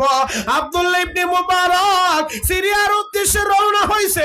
সিরিয়ার আলেমরা খবর পাইল ইমাম বুখারীর উস্তাদ আব্দুল্লাহ ইবনে মুবারক আমাদের দেশে আইছে। শত শত আলেমরা ইস্তেকবালে দাঁড়ায় গেছে দেখা করার জন্য। সবাই যায় মুসাফা করে সালামটা দেয়, আর সাথে সাথে আব্দুল্লাহ ইবনে মুবারক ওই আলেমদের কানের কাছে মুখটা নিয়ে বলে, বাবারে আলী ইবনে মুআফফারে কি তোমরা চিনো? বলে না হুজুর, এই নামে কাউরে তো আমরা চিনি না। যেই তার সাথে দেখা করতে আসে সবার সাথে মুসাফা করে, কানের কাছে মুখটা লাগাইয়া আব্দুল্লাহ ইবনে মুবারক বলে, আলী ইবনে ইবনে মুআফফার কি চিনুনি? বলে না হুজুর, এই নামে কাউরে চিনি না, পুরা শহরে খুঁজে বাবা আলী ইবনে মুআফফারে তো কোথায় পাওয়া যায় না। আব্দুল্লাহ ইবনে মুবারক বলে আল্লাহ, তোমার ওই দামি বান্দার সাথে দেখা না কইরা আমি আমার বাড়িতে যাব না। যেই আলী ইবনে মুআফফার উসিলায় 5 লক্ষ হাজির হজ কবুল করলা, আমি তার সাথে দেখা করব, আমি তার দোয়া নিব, এরপরে আমি আমার বাড়ি যাব। এবার আব্দুল্লাহ ইবনে মুবারক সিরিয়ার অলি গলিতে খুঁজে কোথাও আলী ইবনে মুআফফারে পায় না বাবা। এবার সিদ্ধান্ত নিল শহরে পাওয়া যাবে না, আমি গ্রাম এলাকায় চইলা যাই। গ্রাম এলাকায় অজ বড় এলাকায় যায়, রাস্তা নাই ঘাট নাই, ওই গ্রাম এলাকায় যাইয়া বাড়ি বাড়ি জিজ্ঞেস করে ও বাবা আলী ইবনে মুআফফার চিনুনি? একটা গ্রামে যখন জিজ্ঞেস করছে আলী ইবনে মুআফফার চিনুনি? বলে হ্যাঁ চিনি, এই গ্রামের শেষ মাথায় যেই ভাঙা ঝুপড়ি ঘরটা দেখবেন ওইটাই আলী ইবনে মুআফফার ঘর। বলে সে কি করে? সে তো মুসির কাজ করে, জুতা সেলাই করে। ইমাম বুখারীর উস্তাদ জগৎ বিখ্যাত ওলিয়ে কামেল আব্দুল্লাহ ইবনে মুবারক গ্রামের শেষ মাথায় যাইয়া ঝুপড়ি ঘরের সামনে দাঁড়াইয়া যখন সালাম দিছে বাবা, ঘরের ভিতর থেকে আলী ইবনে মুআফফা ঘরের দরজাটা খুইলা দেয়। মুসাবা কইরা বলে তোমার নাম কি আলী ইবনে মুআফফা? বলে হ্যাঁ হুজুর, আমার নাম আলী ইবনে মুআফফা। আপনি কে? আপনারে তো চিনলাম না। বলে আমি আসছি তোমার দেশে, আমি ইমাম বুখারীর উস্তাদ, আমি আব্দুল্লাহ ইবনে মুবারক। আব্দুল্লাহ ইবনে মুবারক দিনাজপুরের বাইরা রে। আলী ইবনে মুআফফা পাগলের মতো হয়ে গেছে হুজুর, আপনি ইমাম বুখারীর উস্তাদ, এত বড় আলেম, আপনি আমার ঘরের দরজায়, আমি তো বিশ্বাস করতে পারি না হুজুর, আপনি ঘরের ভিতরে ঢুকেন। বলে বাবারে আমি তোমার সন্ধানে আছি। ও বাবা বলো কি এমন আমল তুমি করো, তুমি কি এমন কাজ করো? বলে হুজুর আমি গরিবের ছেলে, গরিব মানুষ, আমি জুতা সেলাই করি বাজারে, আমি মুচির কাজ করি। বলে আরো কিছু তোমার কাজ আছে, সত্যি কইরা বলো। বলো হুজুর যেহেতু আপনি এত বড় একজন আলেম, ইমাম বুখারীর উস্তাদ, আপনার কাছে কথাটা লুকানো যাবে না। হুজুর গো শুনেন, আমি যখন সেলাই করতাম, মুচির কাজ করতাম, আমি হঠাৎ কইরা সিদ্ধান্ত নিলাম প্রতি বছর হাজিরা হজে যায়। হাজিরা যখন হজে যায় আমার কলিজাটা সিরিয়া যায়, আমারও তো মনটাই চাই গো আমি হাজির বেশ দইরা ইহরামের কাপড় পইরা লাব্বাইক লাব্বাইক আওয়াজ দিয়া কাবা ঘরের চতুর্দিকে ঘুরবো। আরাফার ময়দানে যাইয়া খোলা আসমানের নিচে দাঁড়াইয়া আমি লাব্বাইকের আওয়াজ দিব। হুজুর আমি কেমনে মক্কায় যাব, কেমনে হজে যাব? আমি সিদ্ধান্ত নিলাম এখন থেকে ওভার ডিউটি করব। আমি রাত্রি বেলাও কাজ করতে লাগলাম। আমি টাকাগুলা জমাইতেছিলাম হজে যাওয়ার জন্য। হঠাৎ করে আমাদের এলাকার এক আলেম সাহেব তিনি হাজিদের একটা কাফেলা করলেন হজের জন্য। হুজুর আমিও তো কাফেলায় নাম লেখা ফেলছি হুজুর, আপনার কাছে গোপন কইরা লাভ নাই, আমিও তার কাছে নামটা লেখাইলাম। আমি পরদিন সকাল 10টার সময় কাফেলার সব হাজিরা হজে চইলা যাবে, আমিও রেডি হয়ে গেলাম। রাত্র যখন 1টা বাজে আমার বিবি সাহেবা এমন অসুস্থ হয়ে গেল, ওই রাত 1টার সময় আমারে বলে স্বামী গো আমার মনটাই চায় আমি এক টুকরা গোশত খাবো, আপনি একটু ব্যবস্থা করেন। আমি বললাম বিবি রে সকালটা হোক তোর জন্য নিয়ে আসবো। বলে স্বামী গো মনে হয় আমি মারা যাব, আমি তো নাও বাঁচতে পারি, আপনি একটু দেখেন না আমার জন্য ব্যবস্থা করতে পারেন কিনা। হুজুর আমার এই বিবির এই কথাটা শুই না আমারও মনটা গই লাগেছে, যদি মারা যায় আমিও তো আগামীকাল মক্কায় চলে যাব। আমি রাইতে 1টার সময় ঘর থেকে বের হইলাম। আমি খুঁজতে খুঁজতে দেখি আমাদের ওই গ্রামের শেষ মাথায় আহারে একটা ঝুপড়ি ঘরের ভিতর থেকে আগুন দেখা যায়। আমি বাড়ির কাছাকাছি গেলাম, গোস্তের ঘ্রাণ পাওয়া যায়। আমি তখন ওই মারে বললাম, মা গো আপনি একটু গোস্ত আমারে দেন, আগামীকাল সকালবেলা আপনার আমি গোস্ত দিয়া দিব। ওই মহিলা বলে, বাবা তোমার এই গোস্ত দেওয়া যাবে না, এইটা আমার জন্য হালাল, তোমার জন্য হারাম। আগামীকাল তুমি হজে যাইবা, আমি যাই না শুই নাই হারাম তোমারে খাওয়াইতে পারি না। আমি বললাম, মা গো যেই গোস্ত আপনার জন্য হালাল হয় ওই গোস্ত আমার জন্য হারাম কেমনে হয়? বলে, বাবা এটা জীবিত গরু ছিল না, একটা মরা গরুর গোস্ত। ওমা আপনি মরা গরুর গোস্ত কেন আনলেন? বলে, বাবা রে আমার এই সন্তানের বাবা বাইচা নাই, আমি পরের বাড়ি বুয়ার কাজ করি, কয়েকদিন যাবত আমার শরীরটাও অসুস্থ, আমি কাজেও যাইতে পারি না, খাবারের ব্যবস্থাও করতে পারি না। আমার বাচ্চাগুলা খোদার যন্ত্রণায় ওরা যখন ছটফট করে আমি মা কেমনে সহ্য করব? আমি তখন রাতের অন্ধকারে বের হইয়া আমাদের বাড়ির সামনের খালের ভিতর দিয়া দেখি একটা মরা গরু ভেসে যায়। আমি কিছু গোশত কাইটাই না রান্না করলাম, আমার জীবন বাঁচানোর জন্য মরা গরুর গোশতটা জায়েজ হইল, তোমার জন্য জায়েজ হইতে পারে না।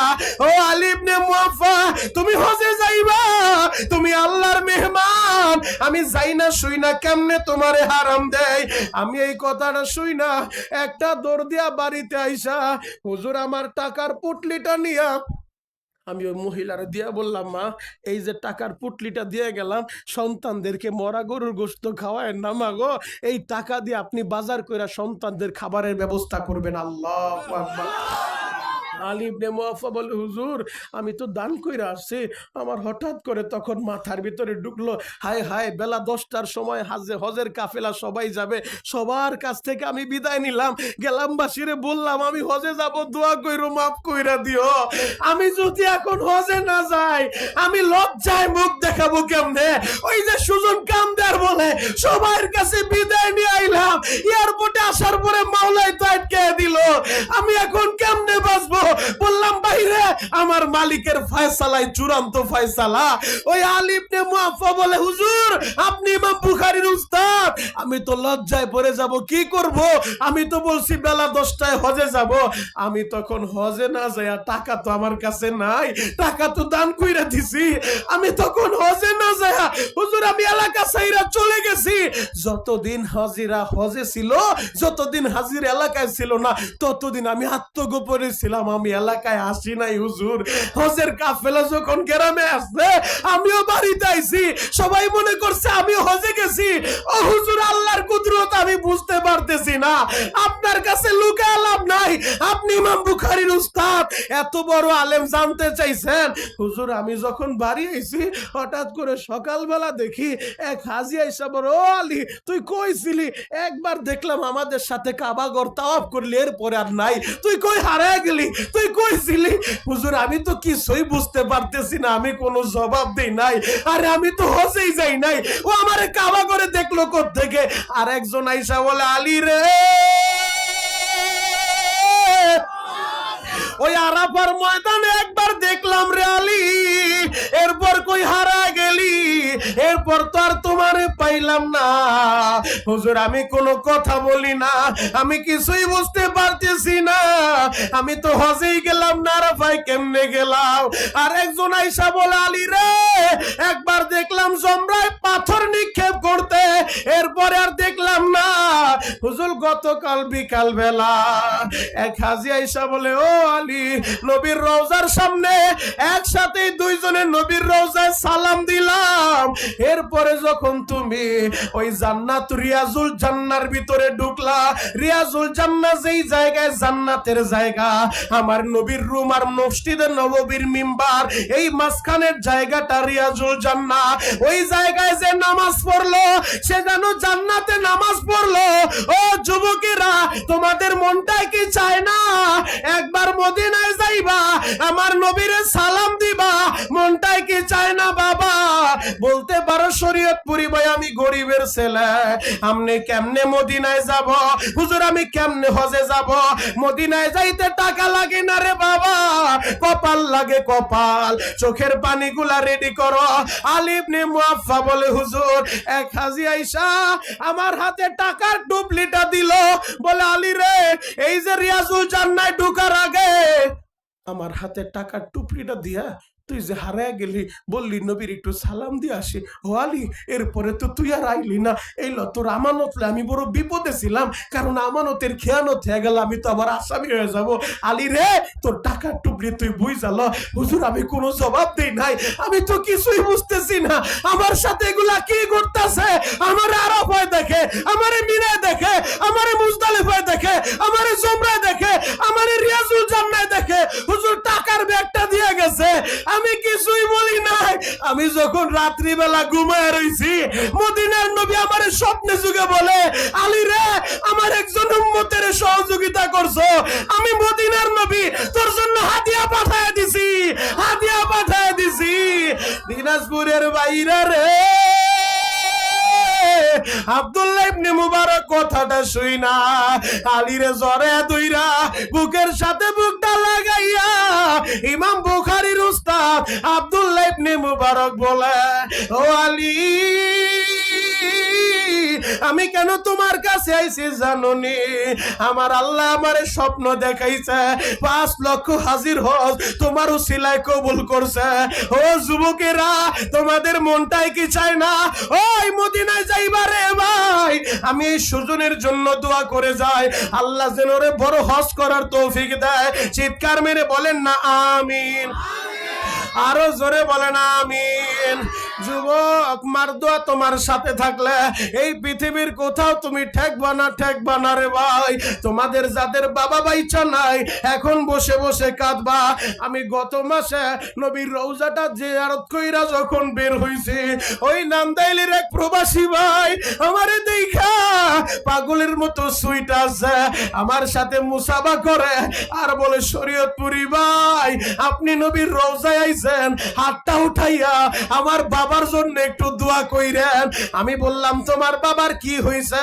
বলে, শরীয়তপুরি ভাই, এই প্রবাস জীবনটা এত নিষ্ঠুর, এই প্রবাসে আইসা আমি আমার বাবারে হারাইছি, আমার বাবারে শেষ মাটিটা আমি দিতে পারি নাই। আমার বাবাই যখন আমারে শাহজালাল আন্তর্জাতিক বিমানবন্দরে আমারে বিদায় দিতেছিল, হাতটা নাড়া বলে, বাবা রে, আমারে শেষবারের মতো দেখা যা, এরপরে হয়তো বিদেশ থেকে দেশে আইবি, আমি বাবারে কিন্তু আর পাইবি না। হুজুর, আমি বুঝতে পারি নাই বাবার কথাটা এইভাবে লেগে যাবে। আমি এই সৌদি আসার 2 মাসের মাথায় হঠাৎ করে টেলিফোন আইছে, আমার বাবাই দুনিয়ায় নাই। আমি ঋণের বোঝা নিয়ে সৌদিতে আইছি, ঋণও দিতে পারি নাই, বৈধ কাগজও পাই নাই, আমি হতভাগা, বাবারে শেষ মাটিটাও দিতে পারলাম না। ও যুবকেরা, ওই বাবা যার বাইচা নাই, এখন বসে বসে কাঁদবা। আজকের মাহফিলের প্রধান অতিথি আমার মনির ভাই, তারও কিন্তু বাবা বাইচা নাই। আমি যেই বাসায় খাবার খাইলাম, যেই বাসায় বিশ্রাম নিলাম, এই অল্প বয়সের সুজন বাবারে হারায় ফেলছে রে ভাই। এই মজলিসে তোমাদের যাদের বাবা নাই, আমি জানি না সভাপতি সাহেবের মা বাবা আছে কিনা, প্রধান অতিথির মা বাবা আছে কিনা। এখন বসে বসে কাঁদতে থাকো ও মাহারা ছেলেরা, ও বাবারা ছেলেরা, চিৎকার মাইরা মাইরা কানবা আর বলবা, আল্লাহ, আমার মায়ের তুমি মাইরো না, আমার বাবারে তুমি মাইরো না। মা কি জিনিস রে ভাই, বাবা কি জিনিস, তোমাদের যাদের আছে হয়তো তোমরা বুঝবা না। আমি যখন এই মাসের 3 তারিখ, এই নভেম্বরের 3 তারিখ বয়ানটা দেখি ইউটিউবে আছে, জামালপুর বক্সিগঞ্জ ওয়াজ করতে গেছি, মাদ্রাসার মুহতামিম এই কর্নারে, এইরকম কর্নারে দাঁড়ায়া এলান করতেছে, 9 জন হাফেজ হইছে, এক একজনের মাথা আমি পাগড়ি পরাইতেছিলাম, গলায় মালা দিতেছিলাম, হাফেজদের বাবার নামটাও বলে, বাবাই আইসা আমার হাত থেকে পুরস্কার নিয়ে যায়। হঠাৎ কইরা 9 নাম্বার হাফেজ সাহেবের নামটা যখন বলছে, ওই ছেলেটা দাঁড়ায় দাঁড়ায় ফুপায় কান্দে। আমি বললাম, হাফেজ সাহেব তুমি কেন কাঁদো? বলে, হুজুর আপনি কি শুনেন না বড় হুজুর কি বলতাছে? হুজুর, সবার বাবা ইসা আপনার হাত থেকে পুরস্কার নিছে, আমি হতভাগা, আমার কেউ নাই, আমার পুরস্কার নেওয়ার মতো কেউ নাই, আমি বাবারে হারায় ফেলছি, আজকে আমারে পাগড়ি দিবেন। সব সাথী ভাইরে পাগড়ি দিলেন। বাবায় দাঁড়ায় দাঁড়ায় দেখলো আমার বাবাই দেখতে পারলো না। যুবক রে, ওই বাবারে যারা হারা ফেলছো এখন বসে বসে কাঁদতে থাকো, আমি এখনই দোয়া করে দিব। এই হাত দিয়া তোদের পা ধরতে রাজি, তোদের যাদের বাবা আছে রে ভাই, কোনোদিন বাবার মনে কষ্ট দিবি না। আমার আল্লাহর একটু দেখান তো কার কার বাবা বাইচা নাই। বাবা মারা গেছে কার কার হাত উঠান। বাবা মারা গেছে কার, মা মারা গেছে কার, আর একটা হাত উঠান। যার দুইজন মারা গেছে দুই হাত, একজন মারা গেছে একটা হাত, হাতটা একটু উঠায় রাখেন। ওই যে আমার ভাই বসে বসে কাঁদতেছে মার জন্য বাবার জন্য, তোরা একটু ডানে বামে তাকা ভাই। তোদের যাদের বাপ আছে, তোদের যাদের মা আছে, তোরা একটু তাকা, তোরা একটু ডানে বামে তাকা। ওই যে দেখ দাড়ি পাকা মুরব্বী মার জন্য বাবার জন্য কেমনে কান্দে। ওই যে দেখ আমার ভাইগুলা কেমনে কান্দে। এই বুকটা ভাইরা দেখ, বাবার জন্য কত ব্যথা, মার জন্য কত ব্যথা। হাতটা নামান বাবা। মালিক রে,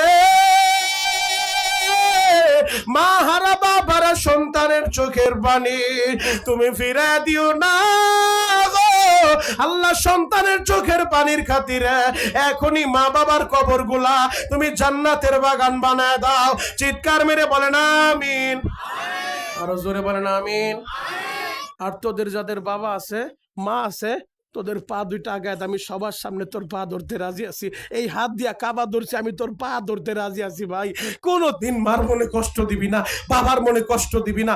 আজকে বাড়িতে যে মার কাছে বলবি, মা শরীয়তপুরি বলে গেছে তুমি আমারে মাফ না করলে আমার নামাজ রোজায়ও কাজ হইব না, মা গো দেও না আমারে মাফ কইরা। বাড়িতে যা মার কাছে মাফ চাবি, আমার সাথে আজকে ওয়াদা করে যাবি, আমার সাথে ওয়াদা করে যাবি, আমার মাওলারে দেখা যাবি, আজকের মাহফিল কবুল হবে। যুবক, আমি মুসাফির হালতে তোর জন্য দোয়া করব। গত মাসে কাবাগর দইরা দোয়া করে আসছি, আল্লাহ বাঁচাইলে ফেব্রুয়ারিতে রমজানে আবার যাব। আমি গরিবের ছেলে, আমারে যদি আল্লাহ নেয় তোরে কেন নিবে না? তোরেও নিবে। ও দাড়ি পাকা আব্বা, আপনারে কেন নিবে না? আপনারও আমার আল্লাহ নিবে। ও পর্দালের মায়েরা, মনটাই কি চায় না আমার নবীর রওজাটা দেখবা? মনটাই কি চায় না কাবাগরটা একটু তাওয়াফ করবা? চোখের পানি ঝরে আল্লাহরে বলবা, আল্লাহ হজদা করে আমারে কবরে নিও না। যুবক, আমি তোদের পা ধরে দোয়া করব। এমন কোন যুবক আছো ময়দানে দাঁড়া ভিতর আমার কাছে আসতে হইব না, শুধু আজকে ওয়াদা কইরা যাবি। আজকের পর থেকে, আজকে যুব সমাজের উদ্যোগে জান্নাতের মেলা মিলাইছে। ও যুবকেরা, যারা জান্নাতের মেলা মিলাইছো, আজকে ওয়াদা কইরা যাইবা, জীবনে যতদিন বাঁচবা মা বাবার মনে কষ্ট দিবা না, আর আমার নবীর কলিজায় আগুন লাগাইবা না, আমার নবীর কলিজায় খুর লাগাইবা না, দাড়ির ভিতরে জীবনে খুর লাগাইবা না, দাড়িটা কাটবা না, দাড়ির ভিতরে খুর লাগাইবা না। যে দাড়ির ভিতরে খুর লাগায়, খুরের আঘাত নবীর কলিজায় লাগে। আমার নবীরে ভালোবাসা, আমার নবীরে স্বপ্ন দেখার নিয়ত কইরা এই ভরা মজলিসে আমি তোর পা ধরতে রাজি আছি। এমন কোন যুবক আছো, একটু দাঁড়াইবা তুমি চোখের পানি ঝরা, আমার আল্লাহ তোমারে দেখবে। আজকের এই দোয়া কারোটা কবুল না হইলে তোরটা কবুল হবে। এমন কোন যুবক আছো, একটা লাভ দিয়া দাঁড়া তো কে কে ওয়াদা করতে পারবি জীবনে দাড়িতে খুর লাগাইবেন না, জীবনে দাড়িতে খুর লাগাইবেন না, জীবনে মায়েরে কষ্ট দিবা না, বাবারে কষ্ট দিবা না। এ যুবক গুলা দাঁড়াও, যুবকরা দাঁড়াও, ওয়াজ কমিটির যুবক গুলা কই, যুবকরা দাঁড়াও। আব্বা আপনি বসেন, আপনার তো দাড়ি পাইকা গেছে। যুবক গুলা দাঁড়াও, যুবক গুলা দাঁড়া, দাঁড়া যুবক দাঁড়া, দাঁড়া যুবক। কোন কোন যুবক আছো আজকে কারো দোয়া কবুল না হইলে তোদের উসিলা আল্লাহ সবাইরে মাফ করবে। দেখ একটা অল্প বয়সী বাচ্চা কিভাবে দাঁড়ায় দাঁড়ায় কান্দে নবীর মুহাব্বতে বইরা, নবীর মুহাব্বতে বইরা। এই দেখ যুবকটা কেমনে দাঁড়ায় দাঁড়ায় কান্দে। আল্লাহ তুমি তাকায় দেখো, যুবকরা দাঁড়া দাঁড়া চোখের পানি জড়াইয়া এরা ওয়াদা করছে জীবনে দাড়িতে খুর লাগাইব না রে আল্লাহ, জীবনে মায়ের কষ্ট দিব না, বাবারে কষ্ট দিব না।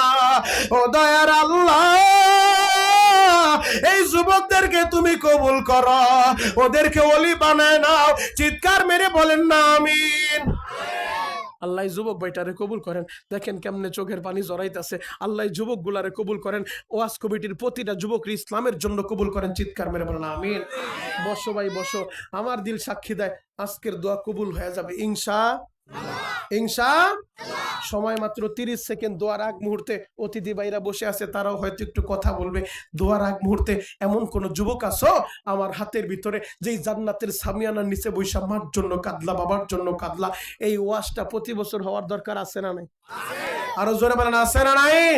এই ওয়াজটা প্রতি বছর হবে, যদি ওয়াজ দরকার হয় তাহলে ওদেরকে সহযোগিতা করার জন্য, যাদের উদ্যোগ এত সুন্দর করে জান্নাতের মেলা মিলল, এই ওয়াজের জন্য 1,000 টাকা আমার হাতে দিবেন, বাবার জন্য, মার জন্য, বাবার জন্য 1,000, মার জন্য 1,000, নগদ 1,000 2,000 টাকা দিয়া